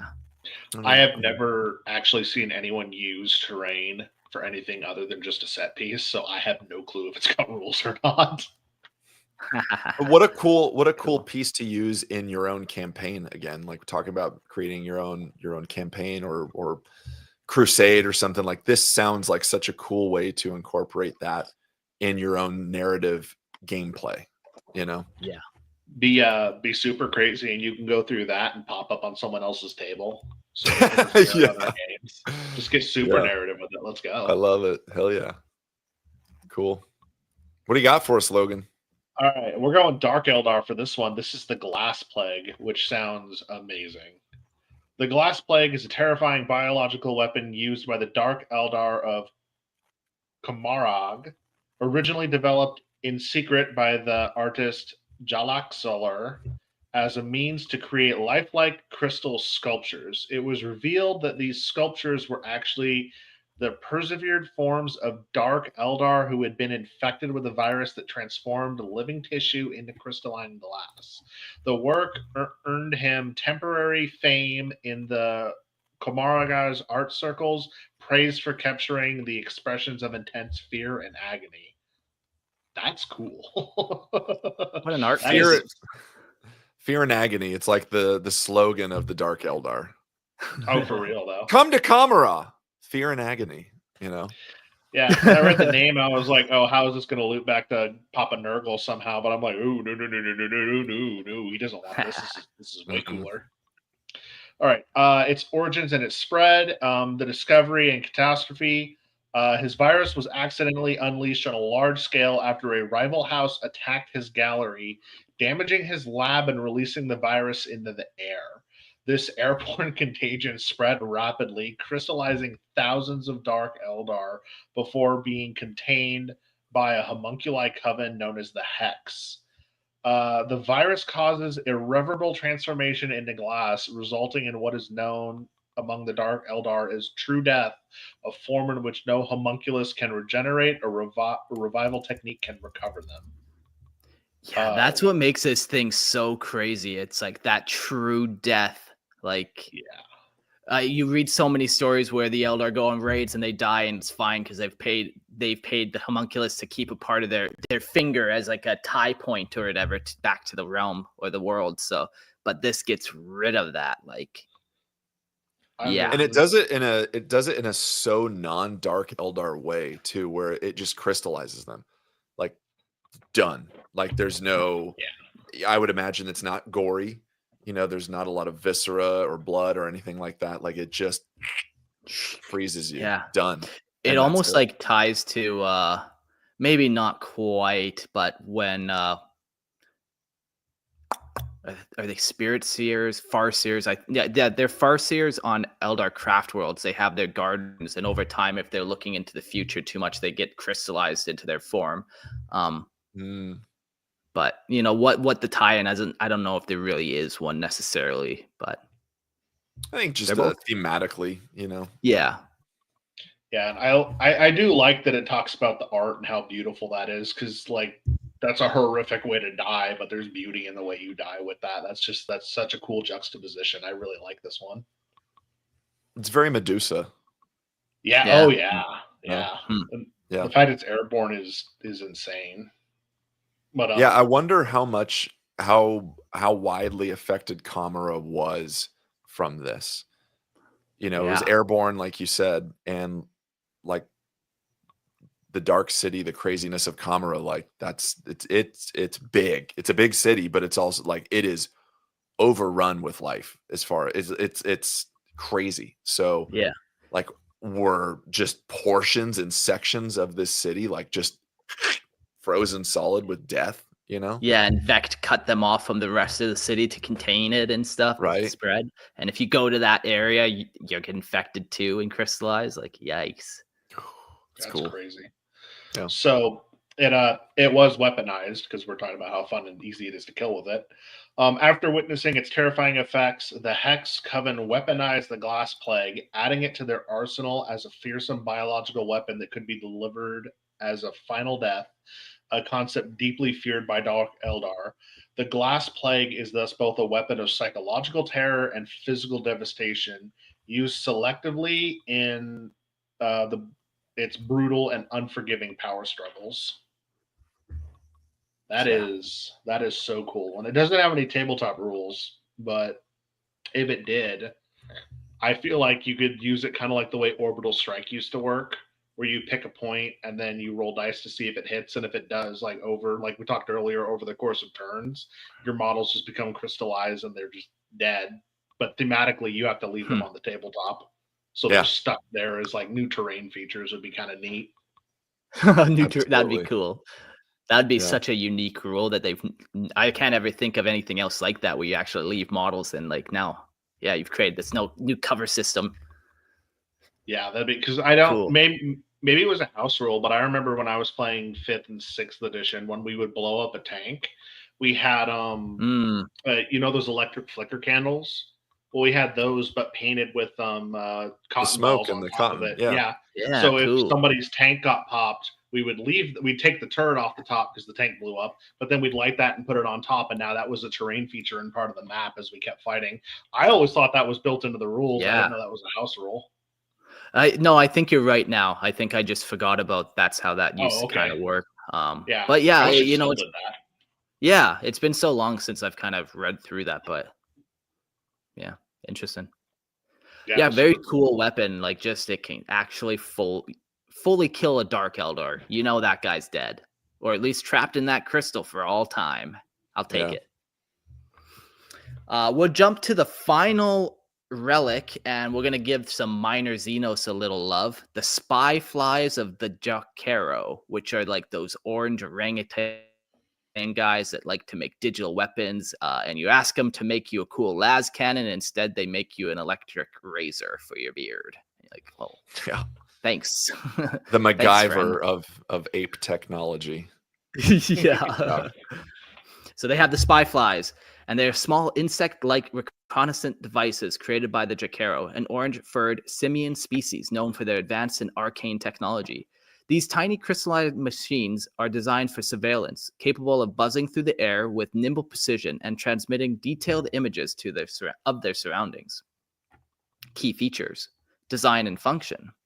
The spy flies are engineered for flight, making them agile and capable of moving freely through various environments. Their primary function is surveillance, as they transmit everything they observe back to an eye screen that can be viewed by the operators up to 20 kilometers away. Two-way communication. Unbeknownst to the Imperium, spy flies are also capable of projecting holographic astral shape, allowing them to reverse their observational abilities and serve as a two-way communication device. This is theorized to be their true purpose, although the mechanics believe this function are not fully understood by outsiders. And psychic control. The operation of the spy flies is believed to require psychic input from their users. The operators interact with the eye screen, which displays the collective views of the flies in a mosaic format, with the tiny faceted eyes of the flies shown in a crowded pattern. To alter the spy fly's function, special runes and arcane litanies are needed, suggesting that they may be mystical elements involved in their operation.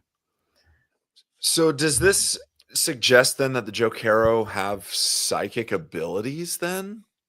Yeah, like, and that's what I wondered too. And if it's like a latent type of ability that gives them this understanding of technology, almost like how the orcs have that kind of built-in technological understanding, or Yeah. if this is like such a specialized thing where, yeah, they do have psychers, but it's 1 in a million Jakaro, and only that guy can use it.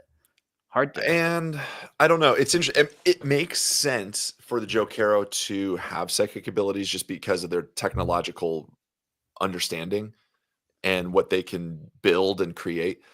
I wonder though if this it says it's believed to require psychic input from their users. I wonder if that's just the Imperium kind of chalking it up to like it just must be some psychic ability that they have and not giving them the credit that's due of like no, they just have the wherewithal and the knowledge to use this. Yeah. I don't know. It's interesting. I thought kind of like how we said the laurels was an electronic thing. I kind of picture this just being an electronic thing, and Imperial propaganda makes sense that oh they're not smart enough, so it must be warp power. Right. Okay, Yeah. I buy into that. What is it called when like you manifest somebody else's kind of energy? Maybe I'm not describing that way. Right. Let me tell you a little bit more. So, what if the reason the Jakaro never build what they're intending to build is because they're literally manifesting some type of outside warp psychic presence that, like, once again, they don't know how this stuff works. They're just manifesting some type of technological being. Oh, that'd be interesting too. And tying it in even further with like the Omnissiah and the machine Mm, god and like the machine spirit. Like this is maybe seeing that in a different form where yeah, like it's they tap guiding into you. that. Yeah. Yeah. Yeah. I don't Huh. know. That's cool. Kind of like anti-orcs, where the orcs manifest things into existence. Something is using them to manifest itself into existence. Mm. Yes, yes, exactly. Like a form of Yeah, possession. Yeah, for sure. yeah, that's interesting. To what end though? Like is this force that's guiding them like to what end does or is it serving their purpose? Like what's I don't know. It could just be like a form of like intellectual reproduction, you know. Yeah. Um, Maybe the or like if Omnissiah. it I was going to say maybe the Omnissiah is bored of the Adeptus Mechanicus and is trying to get a different race to worship it. or like if you know the warp is just like a reflection of our emotions or whatever, so it's like, you know, he's getting these monkeys to make technology, and that in return makes him grow more powerful through making these weird devices of like truly weird and bizarre origins, you know. But Yeah. I It's I interesting. th- I don't know. There's a lot there that could happen with Jakaro, and when I read this, it really kind of opened up this whole like we just kind of came up with these three very cool different ways that the Jakaro might be interacting with the warp.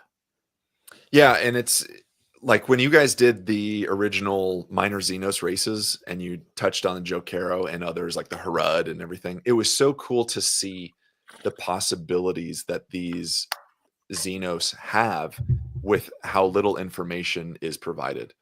And Yeah, I like that it's not completely explained and it just kind of gives us the like what would a Jokero do in this situation?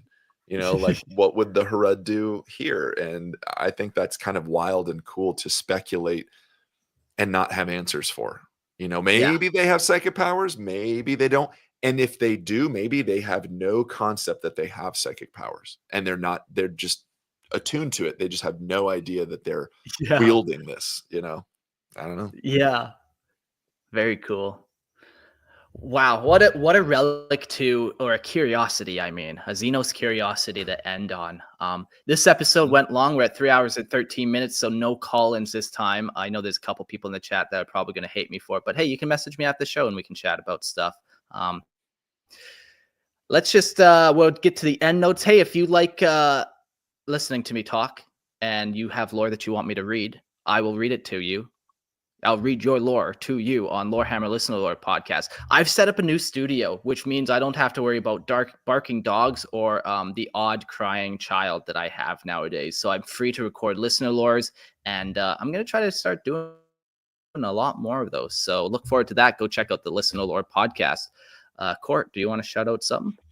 Yeah, so I was part of the Funkatronic Rex podcast. And it's, if you're into any sort of gaming, 40K, D&D, Warhammer, as far as Age of Sigmar goes, Magic the Gathering, even like we touch on Lorcana. There's a lot of cool topics that we've talked about. So it's a podcast that you can find on Spotify, you can find it on Apple, you can find it anywhere. It's Funkatronic Rex podcast. And so anywhere you listen to podcasts, go check it out. Me and a bunch of my friends who work at the game store just talk games. We do anything from mental health and gaming, how gaming, it positively affects mental health, to we talk about good games, bad rule book, like what games are cool but are not good as far as rule books goes. So yeah, check it out. I've been invited on quite a few different podcasts, and I can honestly say yours was my favorite one that I've ever been invited on, man. You guys have a great show. It was so much fun, man. We were laughing, and it was just a great time. So go check them out for sure. Appreciate that, man. Thank you. And Logan, you want to shout out your Instagram again, or YouTube channel? It's my YouTube. It's my YouTube channel, Hydra Thoughts. We're going to be doing a couple series. One is a Cryptid Roadshow throughout America. Probably going to go up to Canada at some point too. Don't do it. Don't fucking go there. All right, I'll go down. I'll go to Mexico or something else. Come to Panama with me, buddy. I'll go to Panama. I'll check out Panama Cryptids. That'll be one of my episodes now.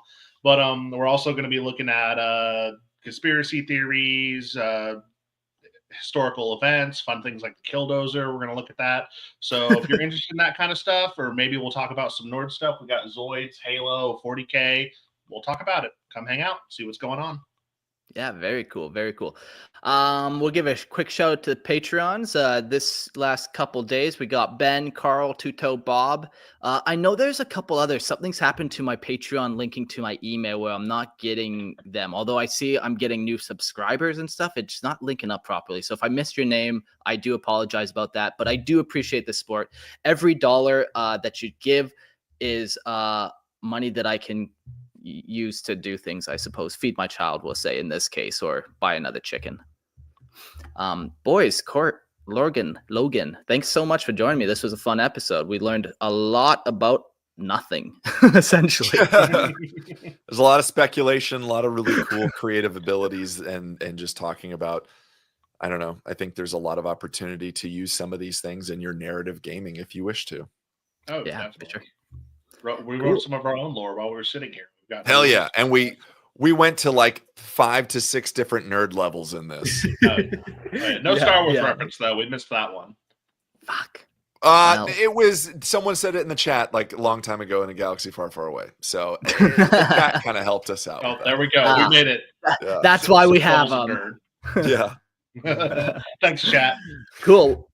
Well, we'll see you all on the next episode of Lorehammer. Just pulling up what that was again. Oh, yeah, we're doing the part 2 of the Adeptus Arbites, and we're talking force organization, all the different ranks and how you become one and the promotion and all that. And we're also talking war gear. So come check us out tomorrow or Wednesday. And yeah, everyone have a good night. Adios. See you.